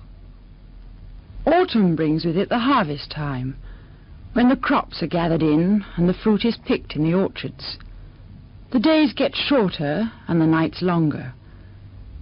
The woods turn yellow and brown. Leaves begin to fall from the trees, and the ground is covered with them. The skies are grey, and very often it rains. When winter comes, we're obliged to spend more time indoors, because out of doors it's cold. We may get fog, sleet and frost. Ponds, lakes, rivers and streams are frozen, and the roads are sometimes covered with slippery ice or deep snow. The trees are bare. Bitter north winds have stripped them of all their leaves.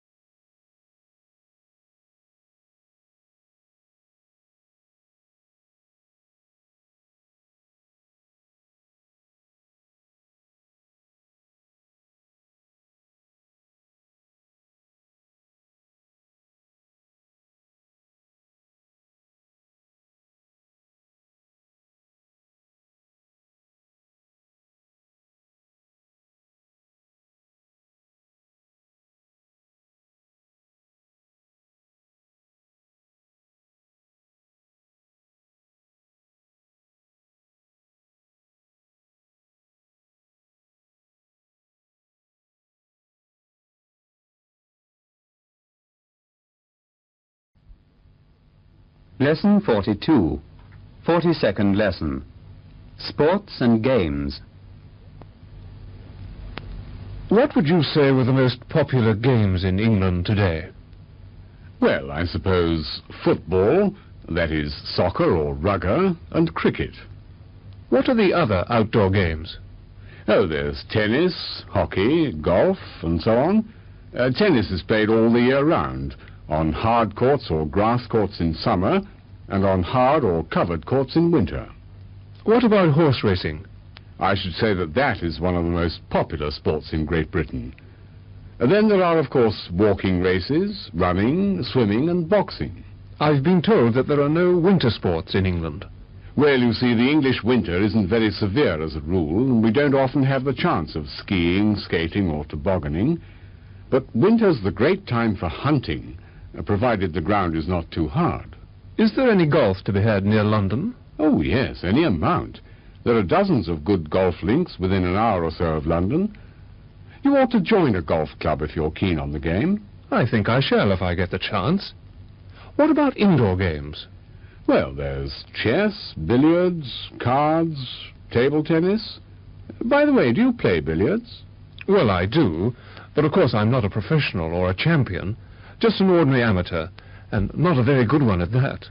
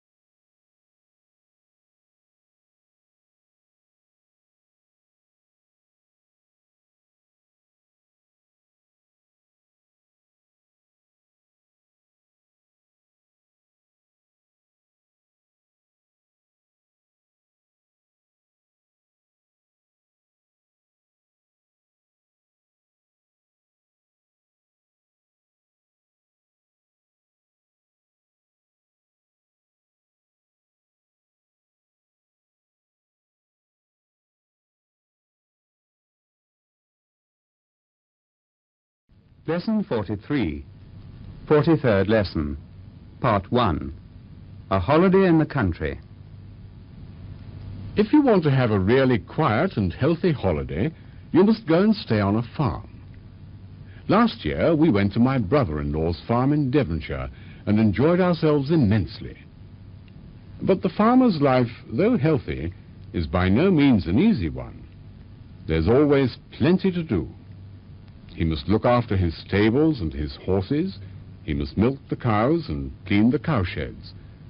Then he has to take great care of the young animals, the lambs and the calves. Goats and sheep must be fed, and pigs fattened. You can see the pigs in their sty, and the ewes with their lambs in the sheep pen. Then somebody has to go round the fowl houses to collect the eggs. Cocks and hens, ducks and drakes, turkeys and geese must all be fed and fattened for the market. We all like to have a roast turkey, or at least a goose, for Christmas, don't we? When we stay at my brother-in-law's, we have to work very hard, but we don't mind.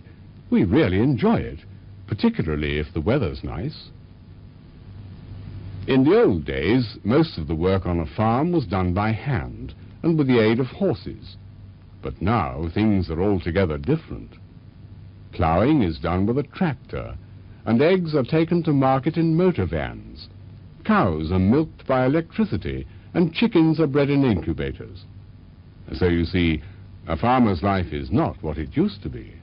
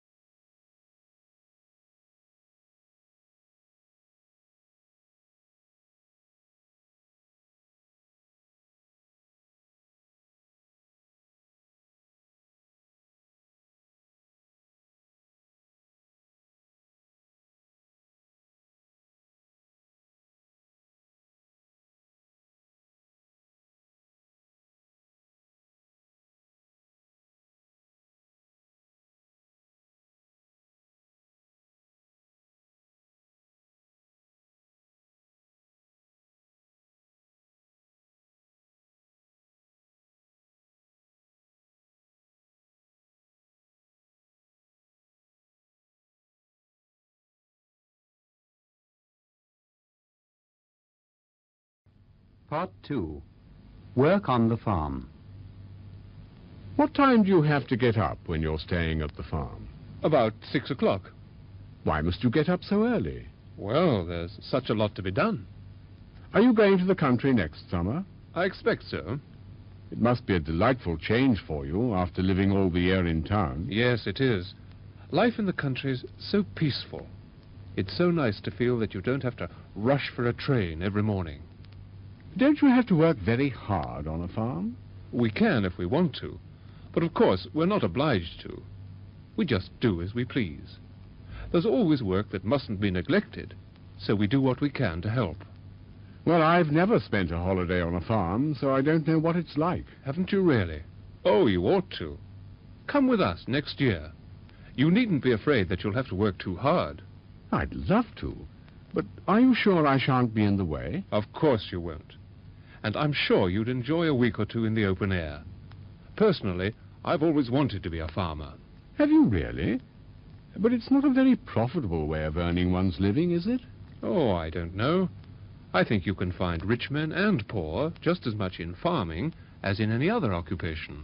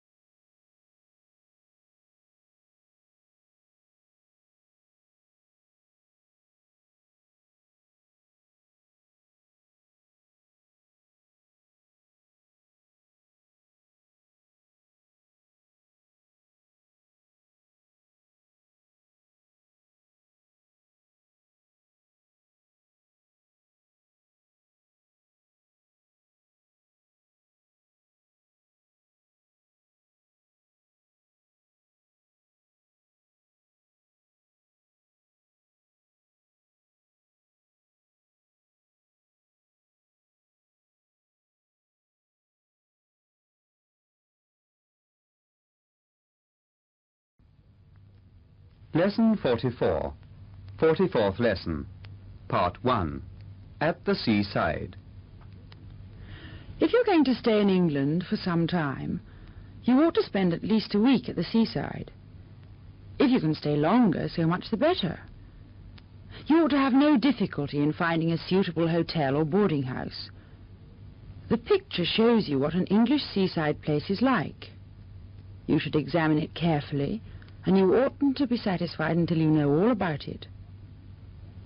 You can see several people in bathing suits.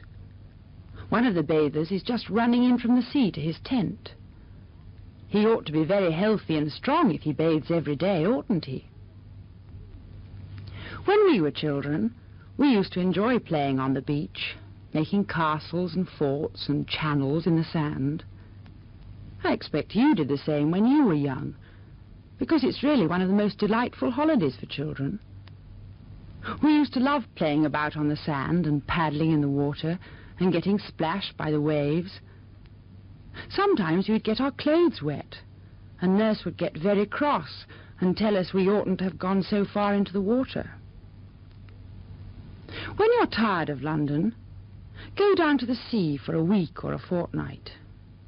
You can walk up and down the front, listen to the band on the pier, and do more or less anything you please. If you wish to bathe, you can hire a hut or a tent. A swim now and then, or better still, every day, will do you a lot of good. Take your car with you, if you've got one. Choose a good hotel, and you're sure to spend a thoroughly enjoyable time.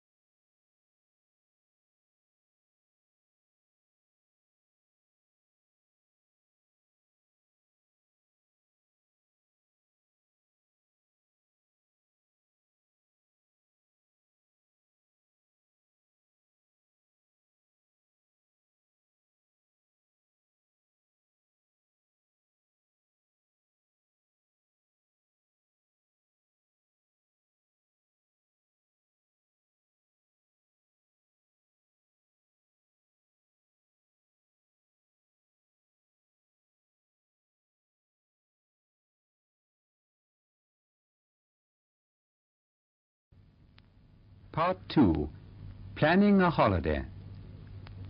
I say, what are you and your sister going to do for your holiday this year? Well, I don't know. I should like to take my sister for a tour abroad, but then she can't very well leave her children. What are you doing? We shall go to the sea, I expect, for part of the time anyhow. Then my wife and I may go off alone for a week or so in the car.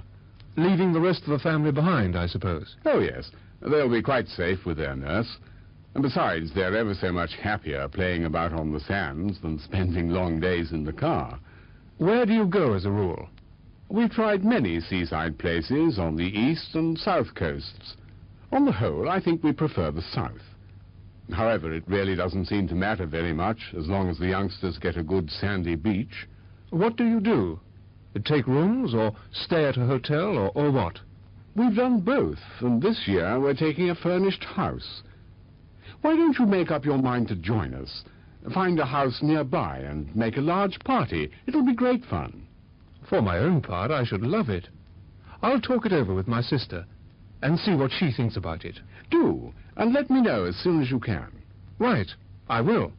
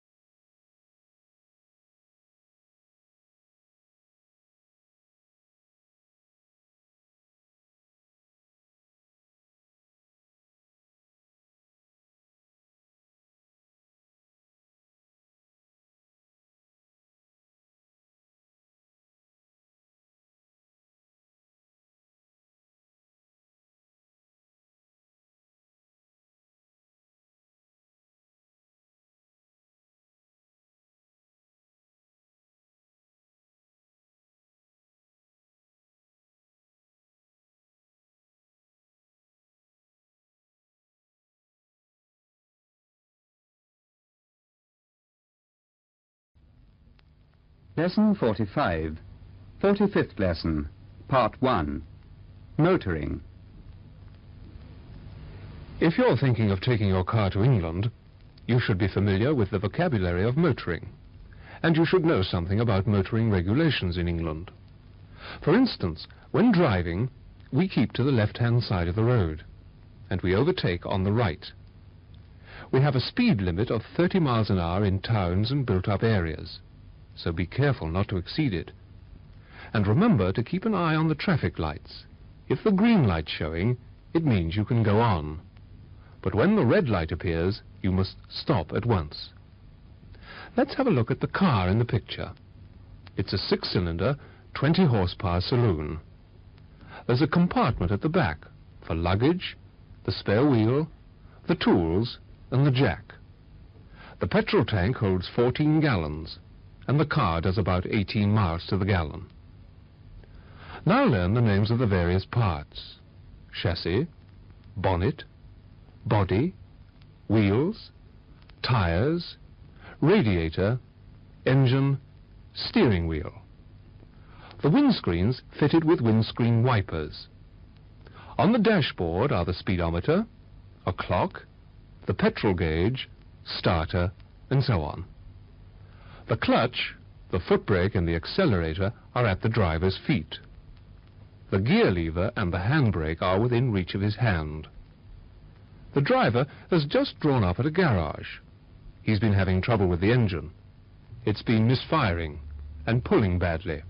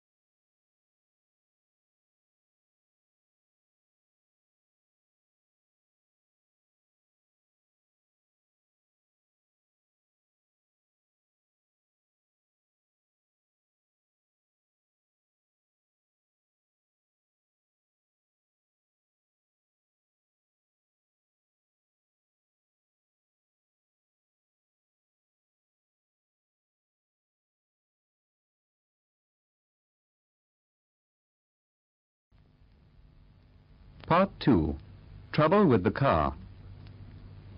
I'd like you to have a look at my car. I can't tell you exactly what's the matter with it, but it's been giving me quite a lot of trouble. I've nearly run the battery down trying to start the engine with the self-starter, and in the end I had to use the starting handle. I've cleaned and tested the plugs, and the carburetor seems to be in order. Would you try and find out what's wrong? Certainly. Just park the car over there and I'll get the mechanic to look over it. If you'll come back in about an hour, we'll let you know the result. Well, have you traced the fault? Yes, it's nothing serious. The pipe leading from the pump's leaking, but we can soon fix you a new one. Good. And at the same time, will you please have the battery charged and the oil changed, and have the car greased and oiled? Also have the puncture in the tire on the spare wheel mended, and you might check the tire pressures while you're about it. Then the brakes are rather slack, so you'd better test and adjust them. The near front wing and the bumper need straightening too. They got damaged when the car skidded on a wet road and hit a lamppost. Oh, and the rear light wants a new bulb. In fact, give the car a thorough overhaul and let me know when it's ready.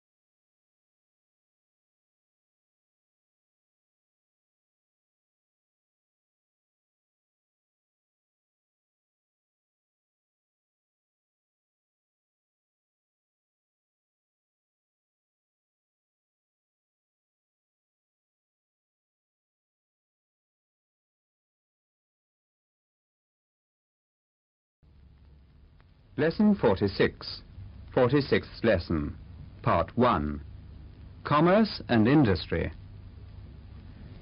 Great Britain is one of the most important commercial and trading centres in the world. Britain buys more goods than she sells. Her imports exceed her exports. Not being a great agricultural country, England has to obtain her food supplies largely from abroad. She also has to import many raw materials, such as wool from Australia, timber from Sweden and Finland, cotton, petroleum and tobacco from the United States. Wine and fruit are imported from France, Italy, Spain and the Dominions. Dairy produce from Denmark and Holland and so on. One of the most extensive industries in England is the textile industry. Immense quantities of cotton and woolen goods and artificial silk are produced and exported. English leather goods are also in great demand in other countries. Great Britain is noted for its coal mines and for iron and steel goods, and it supplies many countries with certain classes of machinery. Another leading industry in this country is shipbuilding. The motor industry is also very flourishing.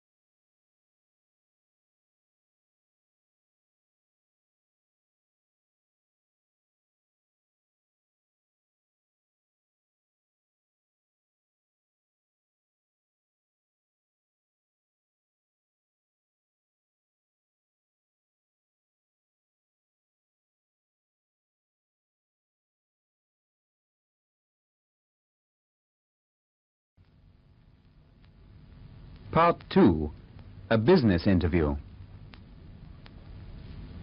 I should like to speak to Mr. Gray, if he's not engaged. Have you an appointment? No, but here's my card. If you'll be kind enough to take it in, I'm sure he'll see me. He's on the phone just now. Would you mind waiting a few minutes? Come this way, please. Good morning, Mr. Bryan. Take a seat, please. What can I do for you? Well, as a matter of fact, I have a proposition to put before you. I think you know my firm, Messrs. Macmillan & Company Limited of Adelaide, South Australia. Oh, yes, I know the name very well, but I've never had the pleasure of doing any business with you. No. Well, my company has a big distributing business with branches all over Australia and New Zealand. We want to get into touch with a good shipping firm in London, such as yours.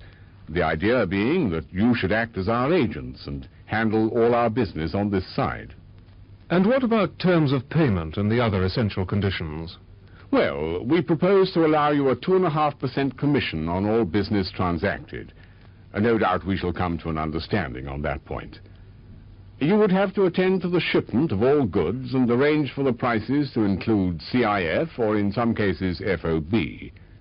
We're accustomed to paying by bills at 3 months. What do you think about it? Well, I think some such arrangement would suit us very well. But I can't enter into an agreement or make a definite decision without discussing the matter with my partner. I'll just give him a ring. Will you get me Central 5510, please? Hello, is that you, Knight? I say, I've just had a promising proposition put before me, and I should like to have a chat with you about it. Can you come round to the office straight away? What's that? I can't hear you very well. You'll be round in about 5 minutes. Good.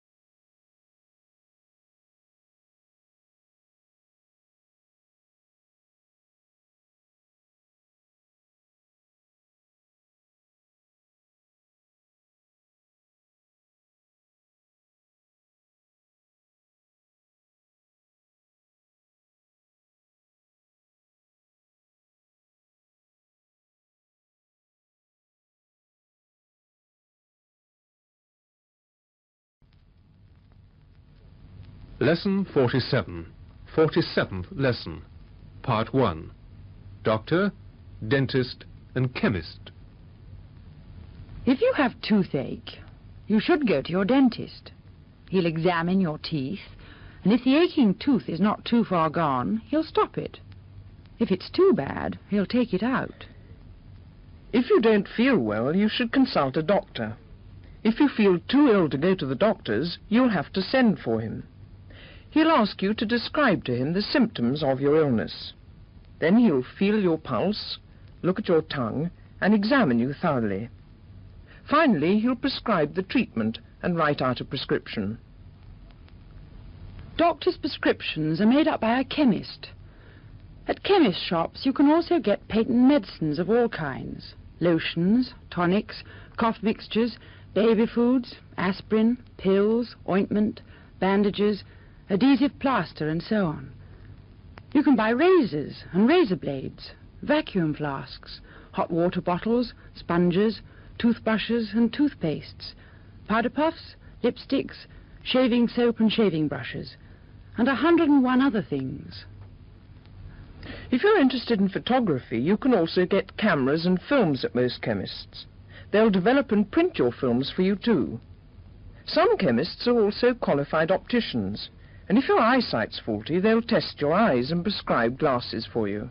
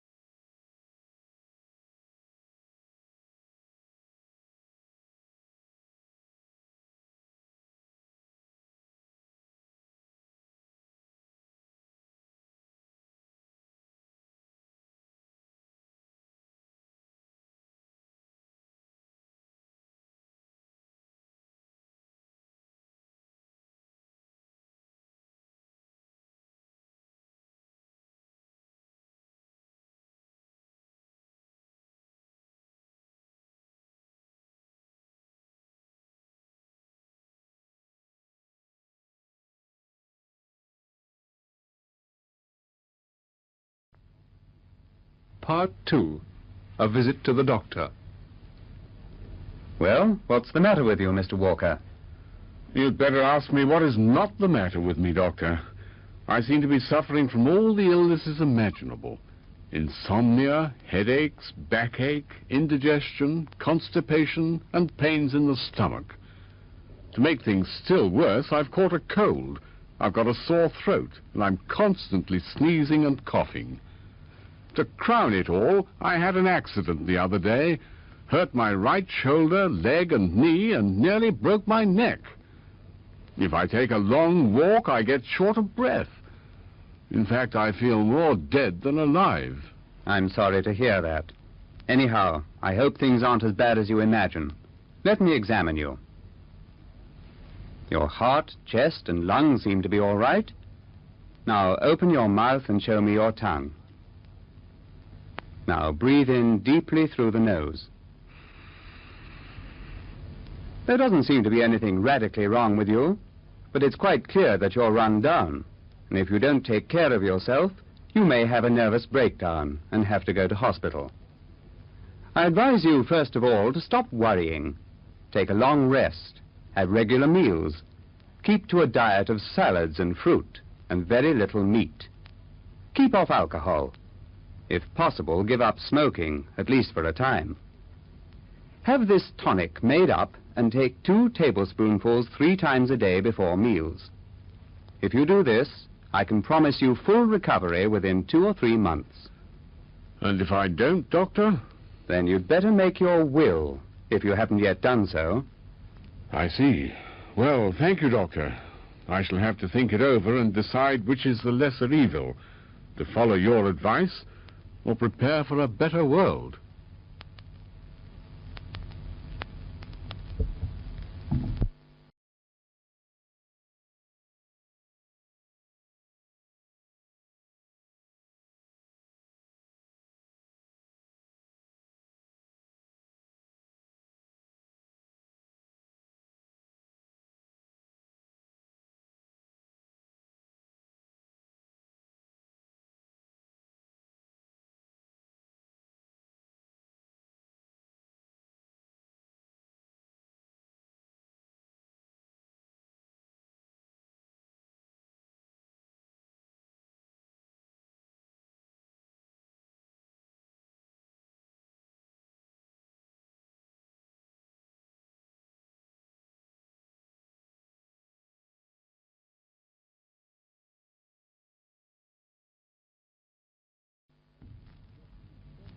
Lesson 48.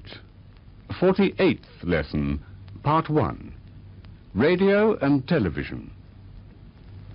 Of all the discoveries ever made by man, radio or wireless is one of the most wonderful.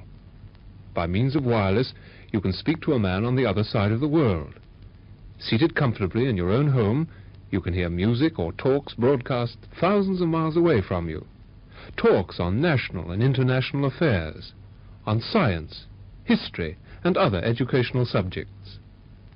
I listen to the wireless almost every evening. Mine is an 8-valve set with an outdoor aerial, which gives splendid results. It has medium, long, and short wavelengths, and it's quite simple to manipulate. All I have to do is to turn a knob or push a button to tune in to the station I require. I use my set a good deal for keeping up my foreign languages. I find it a very useful addition to my LinguaPhone course.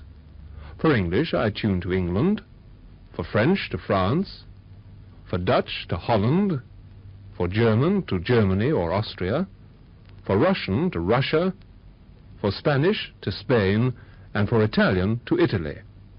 More marvelous even than radio is television, which enables us not only to listen to talks, plays, and concerts, but also to see what's going on.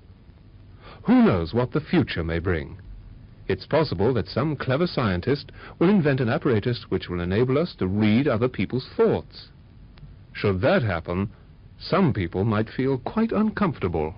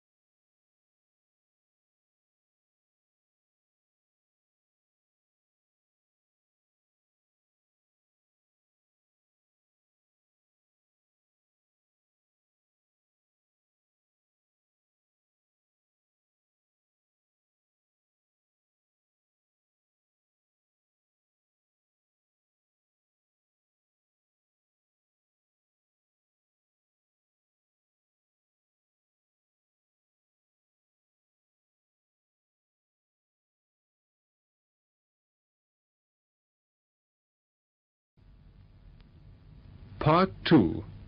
Broadcast Programs. Well, how's your set going? Oh, not too badly, though I've had some difficulty lately in getting good reception from the more distant stations. Yes, I've noticed quite a lot of interference on my own set, too. I suppose it's the weather. Of course, mine's rather an old-fashioned model compared to yours. By the way, did you hear Carmen the other night? Yes, I did. Personally, I'm not very keen on opera, but my wife is, and Carmen happens to be one of her favorites, so I didn't like to suggest switching to another station. Fortunately for me, it was a translated version. I'm not good at languages, you know. What kind of program do you like best, then? Oh, I like a straight play. I find some of the talks very interesting, too, and I never miss the sporting events. I got most excited over the international rugger match last Saturday. You listen to the English stations a good deal, don't you? Yes, I like their programs very much, and I understand nearly everything. With all the practice in ear training I've had, English pronunciation and intonation hold no terrors for me now. And if a speaker uses a word I'm not familiar with, the context usually gives the clue to the meaning. You're lucky. You know English. I wish I had your gift for languages. Well, I don't think I should call it a gift. Anyone who's prepared to take a little trouble can do the same. Where there's a will, there's a way, you know.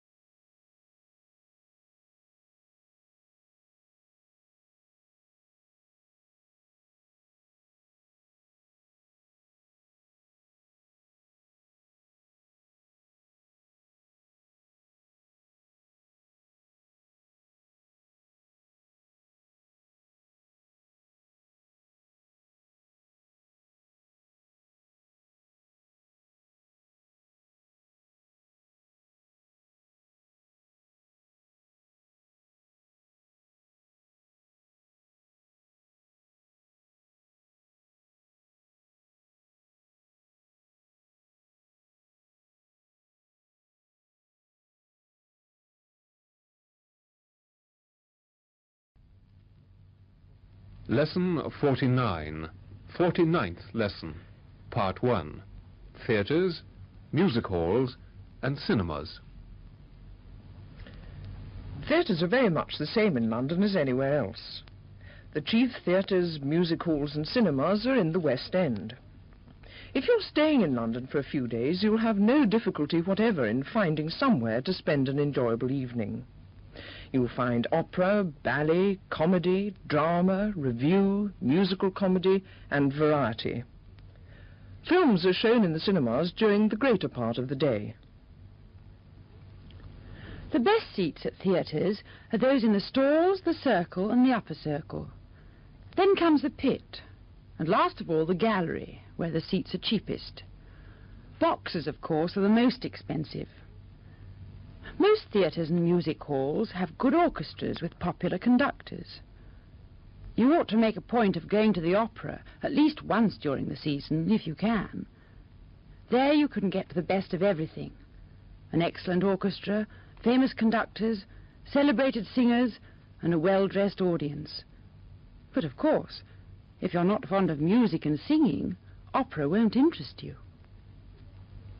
At the West End theatres you can see most of the famous English actors and actresses. As a rule, the plays are magnificently staged, costumes, dresses, scenery, everything being done on the most lavish scale. Choose a good play and you'll enjoy yourself thoroughly from the moment the curtain goes up to the end of the last act. Get your seat beforehand, either at the box office of the theatre itself or at one of the agencies. When you go to a theatre, you'll probably want to sit as near to the stage as possible. But if you're at a cinema, you may prefer to sit some distance from the screen. In fact, I would say the further away, the better.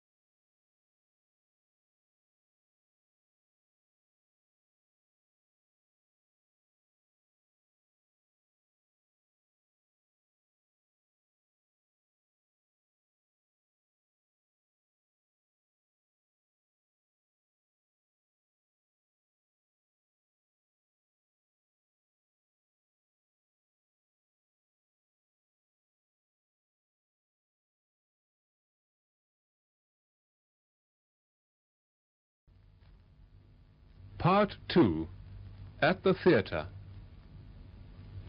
Have you got any seats for tomorrow? Matinee or evening performance? Matinee, please. I want 2 stalls if you've got them. Yes, you can have, 2 in the middle of row F. That'll do very well, thank you.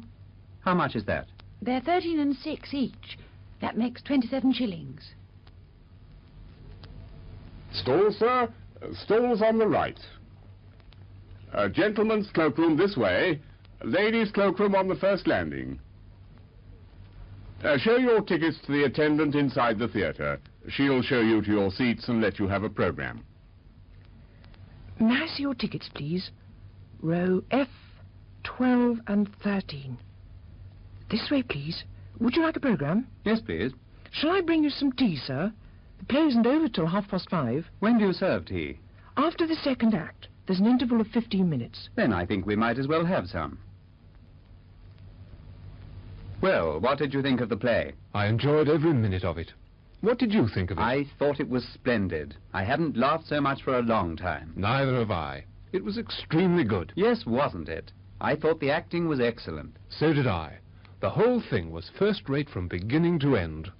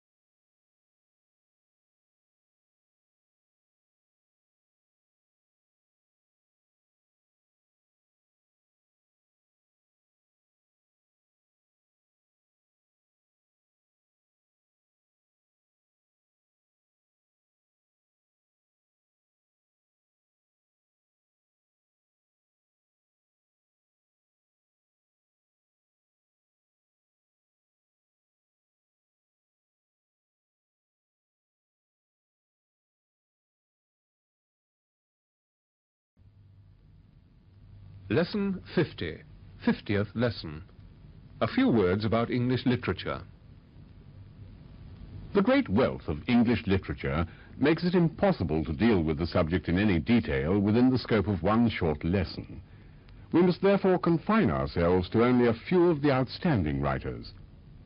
Who has not heard, for instance, of William Shakespeare, one of the greatest dramatists of all time?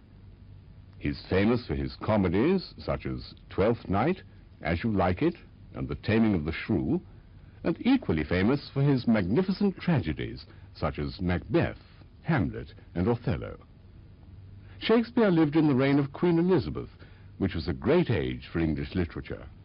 Of later plays, there's She Stoops to Conquer by Oliver Goldsmith, and The School for Scandal by Richard Sheridan. Then, coming to the present day, we have the brilliant dramas of the Irish author Bernard Shaw. Possibly his best-known plays are Caesar and Cleopatra, Man and Superman, Back to Methuselah, and St. Joan. The works of English novelists have been translated into so many languages that millions of people who know no English are nevertheless familiar with English writings. Yet it's only those who are able to read these novels in the original who can really appreciate such masterpieces as Waverley and Ivanhoe by Walter Scott, or Oliver Twist, David Copperfield, and The Old Curiosity Shop by Charles Dickens. English poetry covers such a wide field that we can do little more than enumerate a few names. Chaucer is well known for his Canterbury Tales, Milton for his two famous epics, Paradise Lost and Paradise Regained, Pope for his mastery of the classical style, while the Romantic school recalls such famous names as Wordsworth, Byron, Shelley, Keats, Tennyson, and Browning. You're now to hear a poem by Wordsworth that will not only inspire you with its beauty, but also encourage you to delve more deeply into the rich heritage of our literature, whether it be prose or verse. Upon Westminster Bridge. Earth has not anything to show more fair. Dull would he be of soul, who could pass by a sight so touching in its majesty. This city now doth like a garment wear the beauty of the morning, silent, bare. Ships, towers, domes, theatres, and temples lie open unto the fields and to the sky, all bright and glittering in